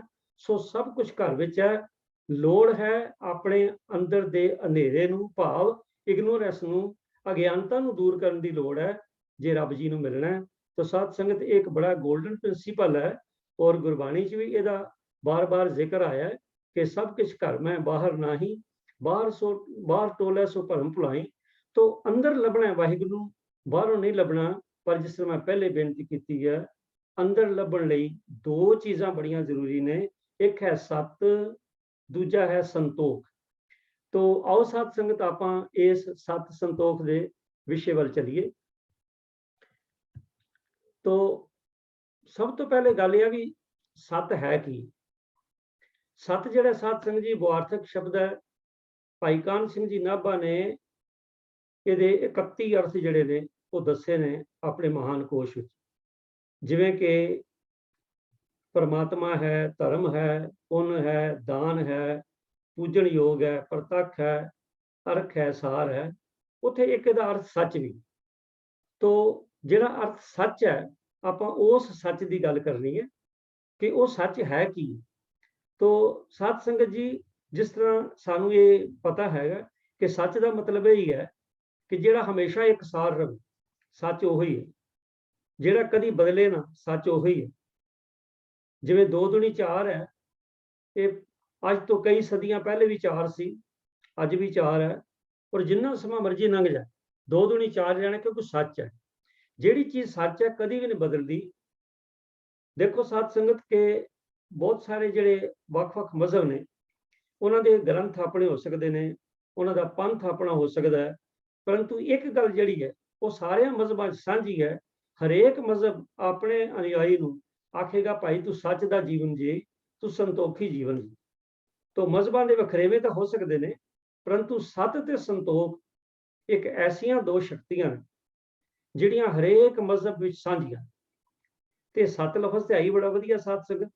ਆਪਾਂ ਇਸ ਵੇਲੇ ਮੂਲ ਮੰਤਰ ਜਪਦੇ ਹਾਂ ਸਵੇਰੇ, ਜਿਸ ਵੇਲੇ ਮੂਲ ਮੰਤਰ ਜਪਦੇ ਹਾਂ ਔਰ ਸ੍ਰੀ ਗੁਰੂ ਗ੍ਰੰਥ ਸਾਹਿਬ ਜੀ ਦਾ ਪਾਠ ਸ਼ੁਰੂ ਕਰਦੇ ਹਾਂ, ਤਾਂ ਵੀ ਆਉਂਦੇ ਇੱਕ ਓਂਕਾਰ ਤੋਂ ਬਾਅਦ ਸਤਨਾਮ, ਸਤਨਾਮ। ਸੋ ਸਤ ਦੀ ਐਡੀ ਇੰਪੋਰਟੈਂਸ ਹੈ। ਸਤ ਤੇ ਸੰਤੋਖ ਜਿੱਥੇ ਹਰੇਕ ਮਜ਼ਹਬ ਦਾ ਸਾਂਝਾ ਸਾਧ ਸੰਗਤ, ਇਹ ਤਾਂ ਸ਼ਬਦ ਹੀ ਬੜਾ ਵਧੀਆ। ਜੇ ਕਿਸੇ ਦੇ ਅਗੇਤਰ ਲੱਗ ਜਾਏ ਨਾ, ਉਹਦੀ ਤੇ ਕਿੰਨੀ ਕੀਮਤ ਵੱਧ ਜਾਂਦੀ ਹੈ। ਜਿਵੇਂ ਸੰਗ ਤੋਂ ਸਤ ਸੰਗ, ਬਚਨ ਤੋਂ ਸਤ ਬਚਨ, ਪੁਰਖ ਤੋਂ ਸਤ ਪੁਰਖ। ਸੋ ਇਸ ਤਰ੍ਹਾਂ ਕਈ ਹੋਰ ਐਸੇ ਸ਼ਬਦ ਨੇ। ਸਤ ਲਫ਼ਜ਼ ਜਿਹੜਾ ਇਹ ਬਹੁਤ ਵਧੀਆ ਹੈ। ਤੋ ਇਸ ਕਰਕੇ ਸਤ ਨੂੰ ਅਪਣਾਉਣਾ ਚਾਹੀਦਾ ਹੈ। ਸਤ ਦੇ ਬੜੇ ਗੁਣ ਨੇ ਸਾਧ ਸੰਗਤ ਜੀ, ਜਿਹੜੇ ਕਿ ਅਸੀਂ ਗੁਰਬਾਣੀ 'ਚ ਰੋਜ਼ ਪੜ੍ਹਦੇ ਹਾਂ, ਔਰ ਰੋਜ਼ ਸਾਨੂੰ ਸਾਡੇ ਮਹਾਂਪੁਰਖ, ਸਾਡੇ ਵਡੇਰੇ ਸਾਨੂੰ ਇਸੇ ਗੱਲ ਦੀ ਤਾਕੀਦ ਕਰਦੇ ਨੇ ਕਿ ਭਾਈ ਸੱਚ ਤੇ ਚੱਲੋ। ਤੋ ਇਸੇ ਤਰ੍ਹਾਂ ਦੂਸਰਾ ਲਫ਼ਜ਼ ਜਿਹੜਾ ਸੰਤੋਖ ਹੈ, ਸੰਤੋਖ ਕੀ ਹੈ? ਸਤਸੰਗ ਸੰਤੋਖ, ਹੁਣ ਦੇਖੋ ਸਤ ਹੋਵੇ ਜਾਂ ਸੰਤੋਖ ਹੋਵੇ, ਕੋਈ ਐਸੀਆਂ ਚੀਜ਼ਾਂ ਤਾਂ ਹੈ ਨਹੀਂ ਜਿਹੜੀਆਂ ਫਿਜ਼ੀਕਲੀ ਤੁਸੀਂ ਮੈਨੂੰ ਦਿਖਾ ਸਕੋ ਜਾਂ ਮੈਂ ਤੁਹਾਨੂੰ ਦਿਖਾ ਸਕਾਂ। ਨਹੀਂ, ਇਹ ਅਨੁਭਵ ਦੇ ਵਿਸ਼ੇ ਨੇ। ਜਿਹੜਾ ਮਨੁੱਖ ਸੱਚ ਤੇ ਚੱਲਦਾ ਹੈ, ਉਹਦਾ ਅਨੁਭਵ ਆਪਣਾ ਹੈ। ਉਹ 'ਚ ਉਹਨੂੰ ਜੋ ਆਨੰਦ ਆਉਂਦਾ ਹੈ ਉਹ ਤੇ ਉਹੀ ਦੱਸ ਸਕਦਾ ਨਾ ਜਿਹੜਾ ਸੱਚ ਤੇ ਚੱਲਦਾ ਹੈ। ਤੇ ਸੰਤੋਖੀ, ਸੰਤੋਖ ਦਾ ਜੋ ਆਨੰਦ ਹੈ ਜਾਂ ਸੰਤੋਖ ਦਾ ਜੋ ਅਨੁਭਵ ਹੈ, ਉਹ ਤੇ ਉਹੀ ਦੱਸ ਸਕਦਾ ਹੈ ਜਿਹੜਾ ਆਪ ਸੰਤੋਖੀ ਹੈ। ਉਂਝ ਅਸੀਂ ਦੇਖਦੇ ਹਾਂ ਕਿ ਜਿਸ ਵੇਲੇ ਸਾਧ ਸੰਗਤ ਆਪਾਂ ਕਿਤੇ ਸਾਨੂੰ ਮੌਕਾ ਮਿਲੇ ਸੇਵਾ ਕਰਨ ਦਾ, ਤੇ ਜਿਸ ਵੇਲੇ ਮਨੁੱਖ ਟਿਕ ਕੇ ਮਨੋਂ ਸੇਵਾ ਕਰਦਾ ਨਾ, ਚਾਹੇ ਉਹ ਗੁਰਦੁਆਰਾ ਸਾਹਿਬ ਸੇਵਾ ਕਰੇ, ਕਿਸੇ ਮਰੀਜ਼ ਦੀ ਸੇਵਾ ਕਰੇ, ਕਿਸੇ ਲੋੜਵੰਦ ਦੀ ਸੇਵਾ ਕਰੇ, ਕੁਝ ਵੀ ਕਰੇ, ਜਿਸ ਵੇਲੇ ਮਨੁੱਖ ਸੇਵਾ ਕਰਦਾ ਹੈ ਔਰ ਪੱਕੇ ਮਨ ਨਾਲ ਸੇਵਾ ਕਰਦਾ, ਸਾਫ਼ ਮਨ ਨਾਲ ਸੇਵਾ ਕਰਦਾ ਨਾ, ਤੇ ਉਹਨੂੰ ਇੱਕ ਖੁਸ਼ੀ ਜੀ ਮਹਿਸੂਸ ਹੁੰਦੀ। ਉਹਦੇ ਅੰਦਰ ਇੱਕ ਤਰੰਗ ਪੈਦਾ ਹੁੰਦੀ। ਉਹ ਜਿਹੜੀ ਤਰੰਗ ਹੈ ਉਹ ਸੰਤੋਖ ਦੀ ਤਰੰਗ ਹੈ। ਇਸੇ ਤਰ੍ਹਾਂ ਜੇ ਕਿਤੇ ਵਾਹਿਗੁਰੂ ਕਿਰਪਾ ਕਰਨ, ਸਾਡੀ ਬਿਰਤੀ ਜੁੜ ਜਾਏ, ਅਸੀਂ ਸਤਨਾਮ ਵਾਹਿਗੁਰੂ ਸਿਮਰਨ ਕਰੀਏ, ਤਾਂ ਉਸ ਵੇਲੇ ਵੀ ਜੋ ਸਿਮਰਨ ਕਰਨ 'ਚ ਆਨੰਦ ਆਉਂਦਾ ਹੈ। ਕੋਈ ਪੁੱਛੇ ਕੀ ਹੈ ਜੀ, ਉਹ ਤੇ ਗੁੰਗੇ ਦੀ ਮਠਿਆਈ ਹੈ। ਇਸੇ ਤਰ੍ਹਾਂ ਤੁਸੀਂ ਕੋਈ ਵੀ ਚੰਗੇ ਕਾਰਜ ਕਰੋ, ਜਿਹੜੇ ਮਰਜ਼ੀ ਕਾਰਜ ਕਰੋ, ਸਮਾਜ ਦੀ ਬਿਹਤਰੀ ਲਈ ਕਰੋ, ਦੇਸ਼ ਦੀ ਬਿਹਤਰੀ ਲਈ ਕਰੋ, ਕੌਮ ਦੀ ਬਿਹਤਰੀ ਲਈ ਕਰੋ, ਮਨੁੱਖਤਾ ਦੀ ਬਿਹਤਰੀ ਲਈ ਜੋ ਵੀ ਕੰਮ ਕਰਾਂਗੇ, ਉਸ ਤੋਂ ਉਪਜਾ ਅਨੁਭਵ ਜਿਹੜਾ ਹੈ, ਬੰਦੇ ਨੂੰ ਸੰਤੋਖ ਹੁੰਦਾ ਵੀ ਹਾਂ ਮੈਂ ਇੱਕ ਚੰਗਾ ਕੰਮ ਕੀਤਾ। ਉਹ ਜਿਹੜਾ ਅਨੁਭਵ ਹੈ, ਹਾਂ ਮੈਂ ਇੱਕ ਚੰਗਾ ਕੰਮ ਕੀਤਾ, ਵਾਹਿਗੁਰੂ ਜੀ ਨੇ ਕਰਵਾਇਆ, ਉਹ ਸੰਤੋਖ। ਜਾਂ ਦੂਜੇ ਲਫ਼ਜ਼ਾਂ 'ਚ ਆਪਾਂ ਇਹ ਕਹਿ ਸਕਦੇ ਹਾਂ, ਅੱਜ ਦੁਨੀਆ ਦੇ ਵਿੱਚ ਅਗਰ ਕੋਈ ਮਨੁੱਖ ਦੁਖੀ ਹੈ, ਔਰ ਇਹਦੇ 'ਚ ਬਹੁਤ ਗਿਣਤੀ ਆਉਂਦੀ ਹੈ ਅਸਾਂ ਲੋਕਾਂ ਜਿਹੜੇ ਦੁਖੀ ਨੇ, ਉਹਨਾਂ ਨੂੰ ਕਿਸ ਗੱਲ ਦਾ ਦੁੱਖ ਹੈ? ਇਸ ਗੱਲ ਦਾ ਦੁੱਖ ਨਹੀਂ ਕਿ ਮਾਇਆ ਘੱਟ ਹੈ, ਹਰ ਇੱਕ ਦੀ ਆਪੋ ਆਪਣੀ ਪ੍ਰਲਬਧ ਹੈ ਸਭ ਕੁਝ। ਇਸ ਗੱਲ ਦਾ ਦੁੱਖ ਨਹੀਂ ਕਿ ਉਹਨਾਂ ਦਾ ਪਰਿਵਾਰ ਨਹੀਂ ਹੈ, ਵਪਾਰ ਨਹੀਂ ਹੈ, ਵਿਚਾਰ ਨਹੀਂ, ਸਭ ਕੁਝ ਹੈਗਾ। ਸਭ ਕੁਝ ਹੋਣ ਦੇ ਬਾਵਜੂਦ ਇੱਕ ਜਿਹੜੀ ਹੈ ਨਾ, ਜਿਹਨੂੰ ਆਪਾਂ ਕਹਿੰਦੇ ਭਟਕਣਾ, ਮਨ ਦੀ ਭਟਕਣਾ ਫੇਰ ਵੀ ਲੱਗੀ। ਤੁਸੀਂ ਅਮੀਰ ਦੀ ਨਬਜ਼ ਤੇ ਹੱਥ ਰੱਖੋ, ਉਹਨੂੰ ਭਟਕਣਾ। ਹੋ ਸਕਦਾ ਗਰੀਬ ਨਾਲੋਂ ਅਮੀਰ ਨੂੰ ਜ਼ਿਆਦਾ ਭਟਕਣਾ ਹੋਵੇ। ਜੇ ਗਰੀਬ ਦੀ ਨਬਜ਼ ਤੇ ਹੱਥ ਰੱਖੋ ਤਾਂ ਉਹ ਕਹੇਗਾ ਲਓ ਜੀ ਮੇਰੇ ਕੋਲ ਤੇ ਗੁਜ਼ਾਰੇ ਲਈ 4 ਪੈਸੇ ਵੀ ਨਹੀਂ ਹੈਗੇ, ਉਹਨੂੰ ਵਿਚਾਰੇ ਨੂੰ ਇਸ ਗੱਲ ਦੀ ਭਟਕਣਾ। ਅਮੀਰ ਦੀ ਭਟਕਣਾ ਕਿ ਮਾਇਆ ਬਹੁਤ ਹੈ, ਸੰਭਾਲੀਏ ਕਿੱਥੇ, ਇੰਨਾ ਟੈਕਸ ਕਿਵੇਂ ਦਈਏ, ਇਹਨੂੰ ਰੱਖੀਏ ਕਿੱਥੇ। ਆਪਾਂ ਗਾਇਬ ਗਾਏ ਤੇ ਖਬਰਾਂ ਆਉਂਦੀਆਂ ਰਹਿੰਦੀਆਂ ਨੇ ਵੀ ਲੋਕਾਂ ਕੋਲ ਇੰਨਾ ਕੁ ਨਕਦੀ ਪਈ ਹੈ ਕਿ ਸਾਹ ਵੀ ਨਹੀਂ ਹੁੰਦੀ। ਮੈਂ ਹੈਰਾਨ ਹੋਇਆ, ਪਿਛਲੇ ਦਿਨਾਂ ਖਬਰ ਸੀ, ਤੁਸੀਂ ਵੀ ਦੇਖੀ ਹੋਣੀ ਹੈ, ਕਿ ਘਰ ਦੇ ਵਿੱਚ ਜਿਹੜੀਆਂ ਸੀਵਰੇਜ ਪਾਈਪਸ ਨੇ, ਉਹਨਾਂ ਵਿੱਚ ਨੋਟ ਭਰੇ ਨੇ। ਮਤਲਬ ਇੰਨੀ ਮਾਇਆ ਹੈਗੀ, ਉਹਨਾਂ 'ਚ ਨੋਟ ਭਰੇ ਨੇ। ਇਹ ਭਟਕਣਾ ਨਹੀਂ ਤੇ ਹੋਰ ਕੀ ਹੈ? ਦੇਖੋ, ਮਨੁੱਖ ਨੇ 2 ਫੁਲਕੇ ਖਾਣੇ ਨੇ, 2 ਫੁਲਕੇ ਖਾਣੇ ਨੇ, ਪਰ ਉਹਦੇ ਲਈ ਤਰੱਦਸ ਅਸੀਂ ਕਿੰਨਾ ਕਰਦੇ, ਇਹ ਭਟਕਣਾ ਹੈ। ਸੋ ਜਿੱਥੇ ਭਟਕਣਾ ਖਤਮ ਹੋ ਜਾਏ, ਉੱਥੇ ਸੰਤੋਖ ਸ਼ੁਰੂ ਹੋ ਜਾਂਦਾ। ਜਿਹੜਾ ਮਨੁੱਖ ਤੰਦਰੁਸਤ ਹੈ, ਉਹਨੂੰ ਭਟਕਣਾ ਕਿ ਮੈਂ ਹੋਰ ਜ਼ਿਆਦਾ ਫੈਸ਼ਨੇਬਲ ਲੱਗਾ, ਮੈਂ ਹੋਰ ਜ਼ਿਆਦਾ ਹੈਂਡਸਮ ਬਣ ਜਾਵਾਂ। ਜਿਹੜਾ ਮਨੁੱਖ ਆਪਣੇ ਨੂੰ ਸਮਝਦਾ ਮੇਰੇ 'ਚ ਕੋਈ ਕਮੀ ਹੈ, ਉਹ ਦੌੜਦਾ ਨੂੰ ਭਟਕਣਾ ਲੱਗੀ ਹੈ, ਮੈਂ ਕੋਈ ਫੇਸ਼ੀਅਲ ਕਰਾ ਲਵਾਂ, ਮੈਂ ਕੋਈ ਸਕਿਨ ਟ੍ਰੀਟਮੈਂਟ ਕਰਾ ਲਵਾਂ, ਮੈਂ ਕੁਛ ਇਹ ਕਰ ਲਵਾਂ, ਮੈਂ ਕੁਛ ਉਹ ਕਰ ਲਵਾਂ। ਅੱਜ ਫੈਸ਼ਨ ਜਗਤ ਵਿੱਚ, ਜਿਹੜਾ ਫੈਸ਼ਨ ਜਗਤ ਦਾ ਕਦੀ ਐਸਟੀਮੇਟ ਦੇਖੋ ਕਿੰਨਾ, ਮੈਨੂੰ ਲੱਗਦਾ ਜਿੰਨਾ ਸਾਡੇ ਖਾਣ ਪੀਣ ਦਾ ਐਸਟੀਮੇਟ ਹੈ, ਉਹਦੇ ਨਾਲ ਫੈਸ਼ਨ ਜਗਤ ਦਾ ਐਸਟੀਮੇਟ ਵੱਧਦਾ ਜਾ ਰਿਹਾ। ਤੇ ਸਾਰੀ ਭਟਕਣਾ ਹੈ। ਇੱਕ ਚੀਜ਼ ਮਿਲੀ ਦੂਜੀ ਲਈ ਫੇਰ ਭਟਕਣਾ। ਤਾਈਓ ਤੇ ਪਾਤਸ਼ਾਹ ਨੇ ਆਖਿਆ, ਸਹਿ ਸਕਟੇ ਲੱਖ ਕੋਟ ਧਾਵੈ, ਤ੍ਰਿਪਤ ਨਾ ਆਵੈ, ਮਾਇਆ ਪਾਛਾ ਪਾਵੇ। ਇੱਥੇ ਹੀ ਖਤਮ ਗੱਲ ਨਹੀਂ। ਪਾਤਸ਼ਾਹ ਕਹਿੰਦੇ ਅਨਕ ਭੋਗ ਵਿਖਿਆ ਕੇ ਕਰੇ, ਨਾ ਤ੍ਰਿਪਤ ਆਵੈ, ਖੱਪ ਖੱਪ ਮਰੇ। ਇਹ ਜਿਹੜਾ ਖੱਪ ਖੱਪ ਬਣਨਾ ਹੈ, ਭਟਕਣਾ। ਤੇ ਜਿੱਥੇ ਖੱਪਣਾ ਖਤਮ ਹੋ ਜਾਏ, ਜਿੱਥੇ ਭਟਕਣਾ ਖਤਮ ਹੋ ਜਾਏ, ਸਾਧ ਸੰਗਤ ਜੀ, ਸੰਤੋਖ ਉੱਥੋਂ ਸ਼ੁਰੂ ਹੁੰਦਾ। ਜੇ ਅਸੀਂ ਚਾਹੁੰਦੇ ਅਸੀਂ ਸੰਤੋਖੀ ਪੁਰਸ਼ ਬਣੀਏ, ਤੇ ਸਾਨੂੰ ਭਟਕਣਾ ਨੂੰ ਲਗਾਮ ਲਗਾਉਣੀ ਪਏਗੀ। ਜੇ ਅਸੀਂ ਚਾਹੁੰਦੇ ਹਾਂ ਸਾਨੂੰ ਸੰਤੋਖ ਦਾ ਆਨੰਦ ਆਵੇ, ਤਾਂ ਭਟਕਣਾ ਦੀ ਜਿਹੜੀ ਤ੍ਰਿਸ਼ਨਾ ਹੈ, ਜਿਹੜੀ ਤ੍ਰਿਸ਼ਨਾ ਦੀ ਅੱਗ ਹੈ, ਜਿਹੜੀ ਭਟਕਣਾ ਦੀ ਇਹ ਝੋਰੇ ਨੇ, ਇਹਨਾਂ ਤੋਂ ਸਾਨੂੰ ਨਿਜਾਤ ਪਾਣੀ ਪਏਗੀ। ਇਹਨਾਂ ਨੂੰ ਨੁਕੇਲ ਪਾਣੀ ਪਏਗੀ। ਤ੍ਰਿਸ਼ਨਾਵਾਂ ਨੂੰ ਕੰਟਰੋਲ ਕਰਨਾ ਪਏਗਾ। ਜਿਸ ਵੇਲੇ ਤ੍ਰਿਸ਼ਨਾਵਾਂ ਕੰਟਰੋਲ ਹੋ ਜਾਣਗੀਆਂ, ਭਟਕਣਾ ਖਤਮ ਹੋ ਜਾਏਗੀ, ਤਾਂ ਫਿਰ ਤੁਸੀਂ ਦੇਖਣਾ ਸੰਤੋਖ ਉਹ ਤੋਂ ਸ਼ੁਰੂ ਹੁੰਦਾ। ਮੈਂ ਬੇਨਤੀ ਕਰਾਂ, ਸੰਤੋਖ ਹੈ ਕੀ? ਮਹਾਰਾਜ ਨੇ ਬਾਣੀ ਦੱਸਿਆ, ਮਾਇਆ ਤਪਤ ਬੁਝਿਆ ਅੰਗਿਆਰ। ਇਹ ਗੁਰਬਾਣੀ ਦੀ ਤੁਕ ਪੜੋ ਜੀ। ਮਾਇਆ ਤਪਤ ਬੁਝਿਆ ਅੰਗਿਆਰ, ਮਨ ਸੰਤੋਖ ਨਾਮ ਆਧਾਰ। ਜਿੱਥੇ ਮਾਇਆ ਦੀ ਤਪਤ, ਮਾਇਆ ਕੀ? ਇਹ ਮਾਇਆ ਜਿੱਤ ਅਰਵਿਸ ਹੈ, ਕੋਈ ਚੀਜ਼ ਵੀ ਹੋ ਸਕਦੀ ਮਾਇਆ। ਜਿੱਥੇ ਮਾਇਆ ਦੀ ਤਪਤ ਮੈਨੇ ਤਪਸ਼ ਬੁਝ ਜਾਂਦੀ ਹੈ, ਅੰਗਿਆਰ ਬੁਝ ਜਾਂਦੇ ਨੇ, ਮਨ ਵਿੱਚ ਸੰਤੋਖ ਆਉਂਦਾ। ਤੇ ਉਸ ਸੰਤੋਖ ਦਾ ਜਿਹੜਾ ਆਧਾਰ ਕੀ ਹੈ? ਨਾਮ ਆਧਾਰ। ਜਿਸ ਵੇਲੇ ਅਸੀਂ ਆਪਣੀ, ਮੈਂ ਗੁਰਬਾਣੀ ਆਧਾਰ ਹੈ, ਗੁਰਬਾਣੀ ਲਾਗ ਰਹਾ, ਜਿੰਨਾ ਚਿਰ ਮਾਇਆ ਦਾ ਆਧਾਰ ਹੈ, ਭਟਕਣਾ ਨਹੀਂ ਮੁੱਕੇਗੀ। ਜਿੰਨਾ ਚਿਰ ਫੈਸ਼ਨ ਦਾ ਆਧਾਰ ਹੈ, ਭਟਕਣਾ ਨਹੀਂ ਮੁੱਕੇਗੀ। ਜਿੰਨਾ ਚਿਰ ਹੋਰ ਇੱਕ ਦੂਜੇ ਨਾਲ ਕੰਪੀਟੀਸ਼ਨ ਹੈ, ਤੇ ਭਟਕਣਾ ਨਹੀਂ ਮੁੱਕੇਗੀ। ਭਟਕਣਾ ਤਾਂ ਮੁੱਕੇਗੀ ਜਿਸ ਵੇਲੇ ਸਾਡੇ ਅੰਦਰ ਸੈਟਿਸਫੈਕਸ਼ਨ ਹੋਵੇ ਕਿ ਮੇਰਾ ਵਾਹਿਗੁਰੂ ਸਭ ਕੁਝ ਦੇਖ ਰਿਹਾ, ਸਭ ਕੁਝ ਦੇ ਰਿਹਾ, ਮੈਨੂੰ ਕਿਸੇ ਗੱਲ ਦੀ ਫਿਕਰ ਨਹੀਂ ਹੈ। ਉੱਥੇ ਮਨੁੱਖ ਦਾ ਸੰਤੋਖ ਸ਼ੁਰੂ ਹੁੰਦਾ। ਤੇ ਸੰਤੋਖ, ਵਧੀਆ ਜੀਵਨ ਦਾ ਨਾਂ ਹੀ ਸੰਤੋਖ ਹੈ। ਸਾਧ ਸੰਗਤ, ਗੌੜੀ ਰਾਗ ਵਿੱਚ ਗੁਰੂ ਨਾਨਕ ਪਾਤਸ਼ਾਹ ਜੀ ਦੇ ਬਚਨ ਨੇ, ਮਾਤਾ ਮਤ ਪਿਤਾ ਸੰਤੋਖ, ਸਤ ਭਾਈ ਕਰ ਇਹ ਵਸੇਕ। ਭਾਵ ਇਹ ਹੈ ਕਿ ਜਿਸ ਵੇਲੇ ਸਾਡੀ ਮਾਤਾ ਮਤ ਪਿਤਾ ਸੰਤੋਖ। ਦੇਖੋ, ਜਿਹੜਾ ਬੱਚਾ ਮਾਤਾ ਪਿਤਾ ਦੇ ਸਾਏ ਥੱਲੇ ਪਲਦਾ ਨਾ, ਉਹ ਬੱਚਾ ਬੜਾ ਵਧੀਆ ਪ੍ਰਫੁੱਲਤ ਹੁੰਦਾ ਹੈ। ਜਿਸ ਵਿਚਾਰੇ ਬੱਚੇ ਦੇ ਸਿਰ ਤੋਂ ਮਾਤਾ ਪਿਤਾ ਦਾ ਸਾਇਆ ਉੱਠ ਜਾਂਦਾ, ਉਹਨੂੰ ਪੰਜਾਬੀ 'ਚ ਯਤੀਮ ਕਹਿੰਦੇ ਨੇ। ਉਹਦਾ ਜੀਵਨ ਬੜਾ ਦੁੱਭਰ ਹੁੰਦਾ, ਬੜਾ ਔਖਾ ਹੁੰਦਾ। ਤੇ ਜੇਕਰ ਜਿਸ ਮਨੁੱਖ ਦੇ ਮਨ ਵਿੱਚ ਉਹਦੀ ਸੁਰਤੀ ਕਾਇਮ ਨਹੀਂ ਹੈ, ਸੰਤੋਖ ਨਹੀਂ ਹੈ, ਜਿਸ ਤਰ੍ਹਾਂ ਕਿ ਯਤੀਮ ਬੱਚਾ ਭਟਕਦਾ ਨਾ, ਇਸੇ ਤਰ੍ਹਾਂ ਉਹ ਭਟਕਦਾ। ਔਰ ਇਹੀ ਕਾਰਨ ਹੈ ਕਿ ਅੱਜ ਸਭ ਕੁਝ ਹੋਣ ਦੇ ਬਾਵਜੂਦ ਸਾਡੀ ਭਟਕਣਾ ਨਹੀਂ ਖਤਮ ਹੋ ਰਹੀ। ਤੇ ਸਾਨੂੰ ਯਕੀਨ ਕਰਨਾ ਚਾਹੀਦਾ, ਮੰਨ ਲੈਣਾ ਚਾਹੀਦਾ ਹੈ ਕਿ ਅਸੀਂ ਆਤਮਿਕ ਤੌਰ ਤੇ ਯਤੀਮ ਹਾਂ। ਸਾਨੂੰ ਲੋੜ ਹੈ ਮਾਤਾ ਮਤ ਪਿਤਾ ਸੰਤੋਖ, ਸਤ ਭਾਈ ਕਰ ਇਹ ਵਸੇ। ਤੋ ਸਤ ਸੰਗਤ ਜੀ, ਇਸ ਤੋਂ ਅਗਲੀ ਗੱਲ ਆਉਂਦੀ ਹੈ ਵੀ ਇਹ ਜਿਹੜਾ ਸਤ ਤੇ ਸੰਤੋਖ ਹੈ, ਇਹ ਕਿੰਨਾ ਕੁ ਜ਼ਰੂਰੀ, ਦੀ ਮਹੱਤਤਾ ਕਿੰਨੀ। ਦੇਖੋ ਬਾਕੀ ਗੱਲਾਂ ਛੱਡੀਏ, ਆਪਾਂ ਦੇਖਦੇ ਹਾਂ ਸ੍ਰੀ ਗੁਰੂ ਗ੍ਰੰਥ ਸਾਹਿਬ ਜੀ ਜਿਹੜੇ ਸਾਡੇ ਚਾਨਣ ਮੁਨਾਰ ਨੇ। ਸ੍ਰੀ ਗੁਰੂ ਗ੍ਰੰਥ ਸਾਹਿਬ ਜੀ ਸਾਡੇ ਸ਼ਬਦ ਗੁਰੂ ਨੇ, ਸਾਡਾ ਸਭ ਕੁਝ ਸ੍ਰੀ ਗੁਰੂ ਗ੍ਰੰਥ ਸਾਹਿਬ, ਸਿੱਖ ਦਾ ਸਭ ਕੁਝ ਸ੍ਰੀ ਗੁਰੂ ਗ੍ਰੰਥ ਸਾਹਿਬ। ਔਰ ਗੁਰੂ ਗ੍ਰੰਥ ਸਾਹਿਬ ਕੇਵਲ ਸਿੱਖ ਦਾ ਨਹੀਂ, ਸਾਰੇ ਸੰਸਾਰ ਨੂੰ ਚਾਨਣ ਮੁਨਾਰਾ ਦੇ ਲਈ ਚਾਨਣ ਮੁਨਾਰਾ ਹੈ। ਤੇ ਤੁਸੀਂ ਦੇਖੋ ਸ਼ੁਰੂ ਚ ਮਹਾਰਾਜ ਨੇ ਕਹਿਤਾ ਕਿ ਕਿਵ ਸਚਿਆਰਾ ਹੋਈ ਹੈ, ਕਿਵ ਕੂੜਾ ਟੁੱਟਿਆ ਪਾਰ। ਇਹ ਸੱਚ ਤੇ ਸੰਤੋਖ ਦੀ ਮਹੱਤਤਾ ਹੈ, ਸੱਚ ਦੀ ਮਹੱਤਤਾ ਹੈ ਕਿ ਗੁਰੂ ਸਾਹਿਬ ਨੇ ਸ੍ਰੀ ਗੁਰੂ ਗ੍ਰੰਥ ਸਾਹਿਬ ਦੇ ਪ੍ਰਾਰੰਭ ਵਿੱਚ ਸੱਚ ਦੀ ਗੱਲ ਕਰਤੀ ਕਿ ਕਿਵ ਸਚਿਆਰਾ ਹੋਈਏ। ਔਰ ਸਾਨੂੰ ਲਕਸ਼ ਦੇ ਦਿੱਤਾ ਕਿ ਭਲਿਆ ਜ਼ਿੰਦਗੀ ਦੇ ਵਿੱਚ ਐ ਮਨੁੱਖ ਤੂੰ ਕੀ ਬਣਨਾ, ਤੂੰ ਸਚਿਆਰ ਬਣ। ਦੇਖੋ ਸਾਡਾ ਜ਼ੋਰ ਬੜਾ ਹੁੰਦਾ ਹੈ ਕਿ ਸਾਡਾ ਬੱਚਾ ਜਿਹੜਾ ਕੋਈ ਇੰਜੀਨੀਅਰ ਬਣ ਜਾਏ, ਕੋਈ ਡਾਕਟਰ ਬਣ ਜਾਏ, ਕੋਈ ਲਾਇਰ ਬਣ ਜਾਏ, ਕੋਈ ਚੰਗਾ ਵਪਾਰੀ ਬਣ ਜਾਏ। ਤੇ ਨਾਲ ਇੱਕ ਲਕਸ਼ ਇਹ ਵੀ ਹੋਣਾ ਚਾਹੀਦਾ ਕਿ ਸਾਡਾ ਬੱਚਾ ਸਚਿਆਰ ਬਣ। ਦੇਖੋ ਇੱਕ ਵਕੀਲ ਬਣਨਾ, ਇੰਜੀਨੀਅਰ ਬਣਨਾ, ਡਾਕਟਰ ਬਣਨਾ ਕੋਈ ਵੱਡੀ ਗੱਲ ਨਹੀਂ ਹੈ, ਪਰ ਸਚਿਆਰ ਬਣਨਾ ਬੜੀ ਵੱਡੀ ਗੱਲ। ਸੋ ਇਸ ਕਰਕੇ ਸਚਿਆਰ ਸੰਤ ਤੇ ਸੰਤੋਖ ਦੀ ਬੜੀ ਮਹੱਤਤਾ ਹੈ। ਬਾਣੀ ਕਹਿੰਦੀ ਸੱਚ ਪੁਰਾਣਾ ਹੋਵੇ ਨਹੀਂ, ਸੀਤਾ ਕਦੇ ਨਾ ਪਾਟੈ। ਸੱਚ ਇੱਕ ਐਸੀ ਚੀਜ਼ ਦੀ ਮਹੱਤਤਾ ਹੈ ਕਿ ਕਦੀ ਪੁਰਾਣਾ ਨਹੀਂ ਹੋਣਾ। ਮੈਂ ਹੁਣੇ ਬੇਨਤੀ ਕੀਤੀ ਸੀ 2 ਦੂਣੀ 4, ਅੱਜ ਤੋਂ 50 ਸਾਲ ਪਹਿਲੇ ਵੀ 2 ਦੂਣੀ 4 ਹੀ ਕਹਿੰਦੇ ਸਨ, ਅੱਜ ਵੀ ਉਹੀ ਹੈ। ਅਸੀਂ ਕਿਸੇ ਦੇਸ਼ ਚੱਲ ਜਾਈਏ 2 into 2 is 4। ਤੇ ਸੱਚ ਦੀ ਐਡੀ ਮਹੱਤਤਾ ਹੈ ਕਿ ਜਿਸ ਵੇਲੇ ਸਾਡੇ ਕਰਮਾਂ ਦਾ ਨਿਬੇੜਾ ਹੁੰਦਾ, ਨਿਬੇੜਾ ਤੇ ਨਾਲੋਂ ਨਾਲ ਹੋਈ ਜਾਂਦਾ ਨਾ ਸਾਡਾ, ਜੋ ਮੈਂ ਕਰਨਾ ਜੋ ਮੈਂ ਕੀਆ ਸੋ ਮੈਂ ਪਾਇਆ, ਉੱਥੇ ਸੱਚੇ ਹੀ ਸੱਚ ਨਿਬੜਿਆ ਚੁਣ ਵਕ ਕੱਢੇ ਜਜਮਾਲੇ। ਜਿਹੜੇ ਸਚਿਆਰ ਸਾਡੇ ਕਰਮ ਨੇ ਉਹਨਾਂ ਨੇ ਸਾਡਾ ਨਿਬੇੜਾ ਕਰਨਾ।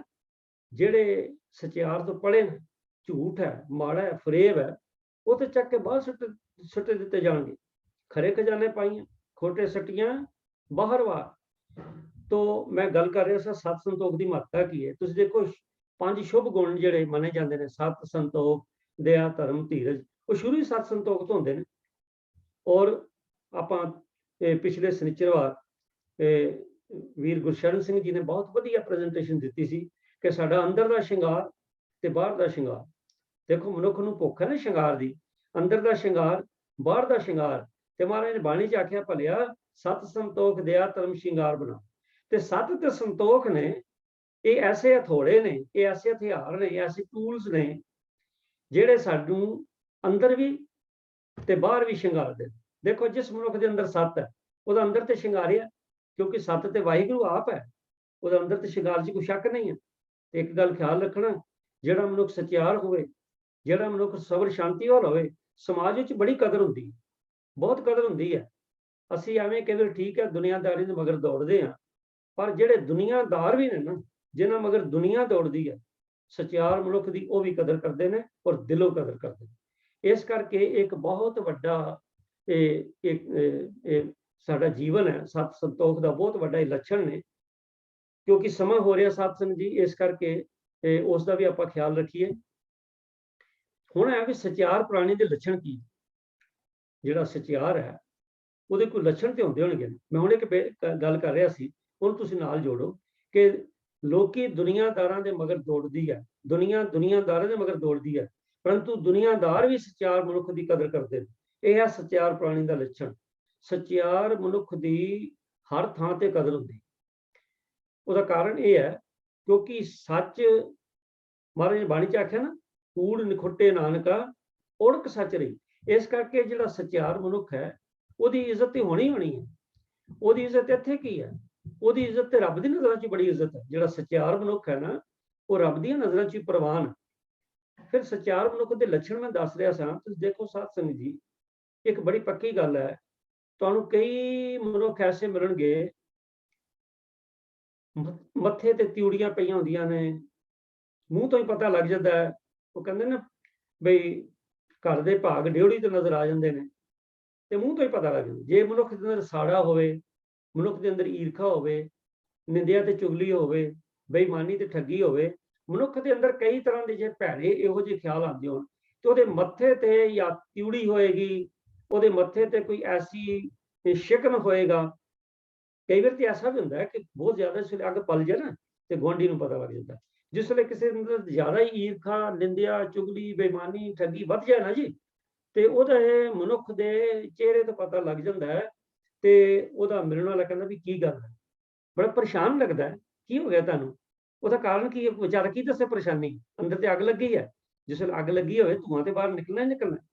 ਪਰ ਜਿਹੜਾ ਸਚਿਆਰ ਮਨੁੱਖ ਹੈ ਸਾਧ ਸੰਗਤ ਜੀ, ਉਹਨੇ ਕਿਸੇ ਦੀ ਈਰਖਾ ਨਹੀਂ ਕਰਨੀ, ਨਿੰਦਿਆ ਨਹੀਂ ਕਰਨੀ, ਚੁਗਲੀ ਨਹੀਂ ਕਰਨੀ, ਝੂਠ ਨਹੀਂ ਬੋਲਣਾ, ਬੇਈਮਾਨੀ ਨਹੀਂ ਕਰਨੀ, ਟੈਕਸ ਦੀ ਚੋਰੀ ਨਹੀਂ ਕਰਨੀ, ਠੱਗੀ ਨਹੀਂ ਮਾਰਨੀ। ਉਹਨੂੰ ਕਿਸੇ ਤੋਂ ਕੀ ਡਰ? ਉਹ ਤੇ ਬੇਪਰਵਾਹ ਸਦਾ ਰੰਗ ਹਰਕ ਹੈ, ਜਾ ਕੋ ਪਾਕ ਸੁਆਮੀ। ਵਾਹਿਗੁਰੂ ਉਹਦੇ ਵੱਲ ਹੈ। ਕਿਉਂ ਵੱਲ ਹੈ? ਕਿਉਂਕਿ ਵਾਹਿਗੁਰੂ ਆਪ ਸੱਚ ਹੈ, ਉਹਦੇ ਅੰਦਰ ਸੱਚ ਹੈ, ਤੇ ਸੱਚ ਨੂੰ ਸੱਚ ਮੰਨਣਾ ਹੈ, ਸੱਚ ਵਿੱਚ ਸੱਚ ਫਿੱਟ ਹੋ ਜਾਣਾ ਹੈ। ਉਹਨੂੰ ਕਿਸ ਗੱਲ ਦੀ ਪਰਵਾਹ ਹੈ? ਜੇ ਮੈਂ ਬਾਰ-ਬਾਰ 2 ਦੂਣੀ 4 ਕਹਿ ਰਿਹਾ, ਜਿਹਨੇ 2 ਦੂਣੀ 4 ਕਹਿਣਾ, ਉਸ ਗੱਲ ਦਾ ਕੀ ਪਰਵਾਹ? ਹਾਂ, ਜੇ ਮੈਂ ਕਿਤੇ 4.5 ਕਵਾਂਗਾ ਨਾ, ਤੇ ਮੁੜ ਕੇ ਦੂਜੀ ਥਾਂ ਮੈਨੂੰ ਸੋਚਣਾ ਪਏਗਾ, ਪਤਾ ਨਹੀਂ 4.5 ਕਿਹਾ ਸੀ, ਪਤਾ ਨਹੀਂ 4.25 ਕਿਹਾ ਸੀ। ਮੈਨੂੰ ਖਿਮਾ ਕਰਨਾ, ਆਮ ਤੌਰ ਤੇ ਨਾ ਸਾਡੇ ਦੁਨੀਆ ਦੇ ਕਈ ਸਾਡੇ ਲੈਣ ਦੇਣ ਹੁੰਦੇ ਨਾ, ਤੇ ਉੱਥੇ ਅਸੀਂ ਇੰਝ ਹੀ ਕਰਦੇ ਹਾਂ ਕਿ ਇਹ ਚੀਜ਼ ਉੱਥੇ ਮੁੱਲ ਇਹ ਵੇ, ਘਰ ਆ ਕੇ ਕੁਝ ਹੋਰ ਦੱਸ ਦੇਣਾ, ਤੇ 2-4 ਦਿਨ ਬਾਅਦ ਫਿਰ ਮੂੰਹ ਹੋਰ ਗੱਲ ਨਿਕਲ ਜਾਣੀ ਹੈ, ਝੂਠ ਪਕੜਿਆ ਜਾਣਾ, ਫਿਰ ਬੰਦੇ ਦੀ ਬਦਨਾਮੀ ਹੁੰਦੀ ਹੈ। ਪਰ ਗੱਲ ਇਹ ਹੈ ਨਾ, ਜੇ ਨਿੱਤ ਆਪਾਂ ਝੂਠ ਬੋਲਦੇ ਹੋਈਏ ਨਾ, ਫਿਰ ਬਦਨਾਮੀ ਦੀ ਬਹੁਤੀ ਡਰ ਨਹੀਂ ਜਾਂਦੀ, ਫਿਰ ਆਪਾਂ ਨਾ ਢੀਠ ਪਰੂਖ ਹੋ ਜਾਂਦੇ ਹਾਂ। ਸੋ ਇਸ ਕਰਕੇ ਪਰ ਜਿਹੜਾ ਸਚਿਆਰ ਮਨੁੱਖ ਹੈ ਨਾ, ਉਹਨੂੰ ਸੋਚਣ ਦੀ ਲੋੜ ਹੀ ਨਹੀਂ, ਉਹਨੇ ਜੋ ਸੱਚ ਹੈ ਉਹੀ ਬੋਲਿਆ। ਹਾਂ, ਅਸੀਂ ਕਈ ਵਾਰ ਕੀ ਹੁੰਦਾ ਹੈ ਵੀ ਲੇਬੇ ਥੇਬੇ ਲਾ ਕੇ ਗੱਲਾਂ ਕਰਦੇ ਹਾਂ, ਵੀ ਬੇਬੇ ਨੂੰ ਹੋਰ ਕਹਿ ਦੇਣਾ ਤੇ ਬੀਬੀ ਨੂੰ ਹੋਰ ਕਹਿ ਦੇਣਾ, ਬੱਚੇ ਨੂੰ ਹੋਰ ਕਹਿ ਦੇਣਾ ਤੇ ਬਾਪੂ ਨੂੰ ਹੋਰ ਕਹਿ ਦੇਣਾ। ਉਹ ਫਿਰ ਉਹ ਬੰਦਾ ਆਪਣੇ ਵਿਸ਼ੇਸ਼ ਸਰਕਲ 'ਚ ਨਾ ਆਪ ਹੀ ਫਸ ਜਾਂਦਾ। ਕਿਤੇ ਬੇਬੇ ਵਾਲੀ ਗੱਲ ਬੱਚੇ ਨੂੰ ਪਤਾ ਲੱਗ ਜਾਂਦੀ ਹੈ, ਬੱਚੇ ਵਾਲੇ ਬਾਪੂ ਨੂੰ ਪਤਾ ਲੱਗ ਜਾਂਦੀ ਹੈ, ਫਿਰ ਬੜੀ ਬਦਨਾਮੀ ਹੁੰਦੀ ਹੈ। ਪਰ ਜਿਸ ਮਨੁੱਖ ਨੇ ਬੋਲਣਾ ਹੀ ਸੱਚ ਹੈ, ਉਹਨੇ ਬੇਬੇ ਨੂੰ ਵੀ ਉਹੀ ਕਹਿਣਾ ਜੋ ਬਾਪੂ ਨੂੰ ਕਿਹਾ, ਉਹਨੇ ਬੱਚੇ ਨੂੰ ਉਹੀ ਕਹਿਣਾ ਜੋ ਬੀਬੀ ਨੂੰ ਕਿਹਾ, ਉਹ ਤੇ ਉਹਨੂੰ ਫਿਰ ਕੋਈ ਲੋੜ ਨਹੀਂ, ਤੇ ਬੜੇ ਆਨੰਦ ਨਾਲ ਰਹੇਗਾ।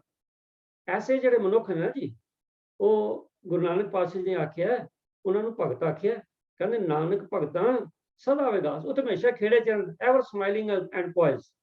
ਉਹਨਾਂ ਨੂੰ ਕਦੀ ਕੋਈ ਫਿਕਰ ਨਹੀਂ, ਬੇਪਰਵਾਹ। ਤੋ ਇਹ ਜਿਹੜਾ ਸਚਿਆਰ ਮਨੁੱਖ ਹੈ, ਇਹ ਮੈਂ ਉਹਦੇ ਲੱਛਣ ਦੱਸ ਰਿਹਾ। ਲੱਛਣ ਤੇ ਬੜੇ ਨੇ ਸਚਿਆਰ ਮਨੁੱਖ ਦੇ। ਸਚਿਆਰ ਮਨੁੱਖ ਤੇ ਜਿੱਥੇ ਗੱਲ ਕਰਦਾ, ਉਹਦੀ ਗੱਲ 'ਚ ਵਜ਼ਨ ਹੁੰਦਾ। ਤੁਸੀਂ ਦੇਖੋ ਨਾ, ਜਿਸ ਵੇਲੇ ਜੱਜ ਸਾਹਿਬਾਨ ਨੂੰ ਪਤਾ ਲੱਗਦਾ ਨਾ ਸੱਚ ਕੀ ਹੈ, ਉਹ ਫੈਸਲਾ ਕਰ ਦਿੰਦੇ। ਜਿੰਨਾ ਚਿਰ ਉਹਨਾਂ ਨੂੰ ਪਤਾ ਨਹੀਂ ਲੱਗਦਾ ਵੀ ਸੱਚ ਨੇ ਕੀ ਹੈ, ਸਾਹਮਣੇ ਨਹੀਂ ਗੱਲ ਆਈ, ਇੱਕ ਵਿਟਨੈਸ, ਦੂਜੀ ਵਿਟਨੈਸ, ਤੀਜੀ ਵਿਟਨੈਸ, ਚੌਥੀ ਵਿਟਨੈਸ, ਆਰਗੂਮੈਂਟਸ, ਬੜਾ ਕੁਝ ਹੁੰਦਾ। ਪਰ ਜਿਸ ਵੇਲੇ ਸੱਚ ਸਾਹਮਣੇ ਆ ਗਿਆ, ਉਸ ਵੇਲੇ ਠਾ ਹੋ ਜਾਂਦਾ। ਇਹ ਹੈ ਸੱਚ।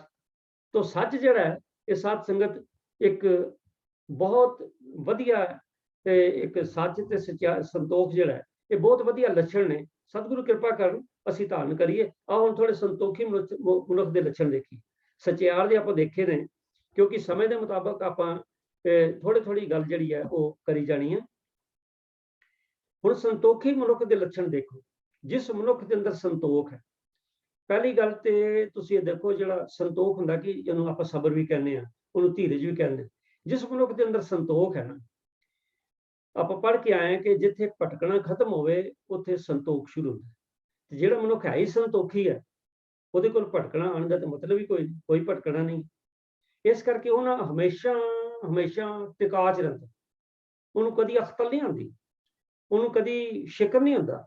ਉਹ ਕਦੀ, ਮੈਂ ਤੇ ਸਮਝਣਾ ਵੀ ਜਿਹੜਾ ਸੰਤੋਖੀ ਮਨੁੱਖ ਹੈ ਨਾ, ਉਹਨੂੰ ਤੇ ਕਿਸੇ ਨਾਲ ਉੱਚੀ ਬੋਲਣ ਦੀ ਲੋੜ ਵੀ ਨਹੀਂ ਪੈਂਦੀ। ਉਹਦਾ ਜਿਹੜਾ ਬੋਲਣਾ, ਜੇ ਉਹ ਕਿਸੇ ਨਾਲ ਸਮਝੋ ਕਿਸੇ ਬੱਚੇ ਨੂੰ ਉਹਨੇ ਝਿੜਕਣਾ ਵੀ ਹੈ ਨਾ, ਤੇ ਸੰਤੋਖੀ ਮਨੁੱਖ ਦੇ ਝਿੜਕਣ ਦਾ ਢੰਗ ਵੀ ਵੱਖਰਾ ਹੋਏਗਾ ਬਜਾਏ ਦੂਜਿਆਂ ਦੇ।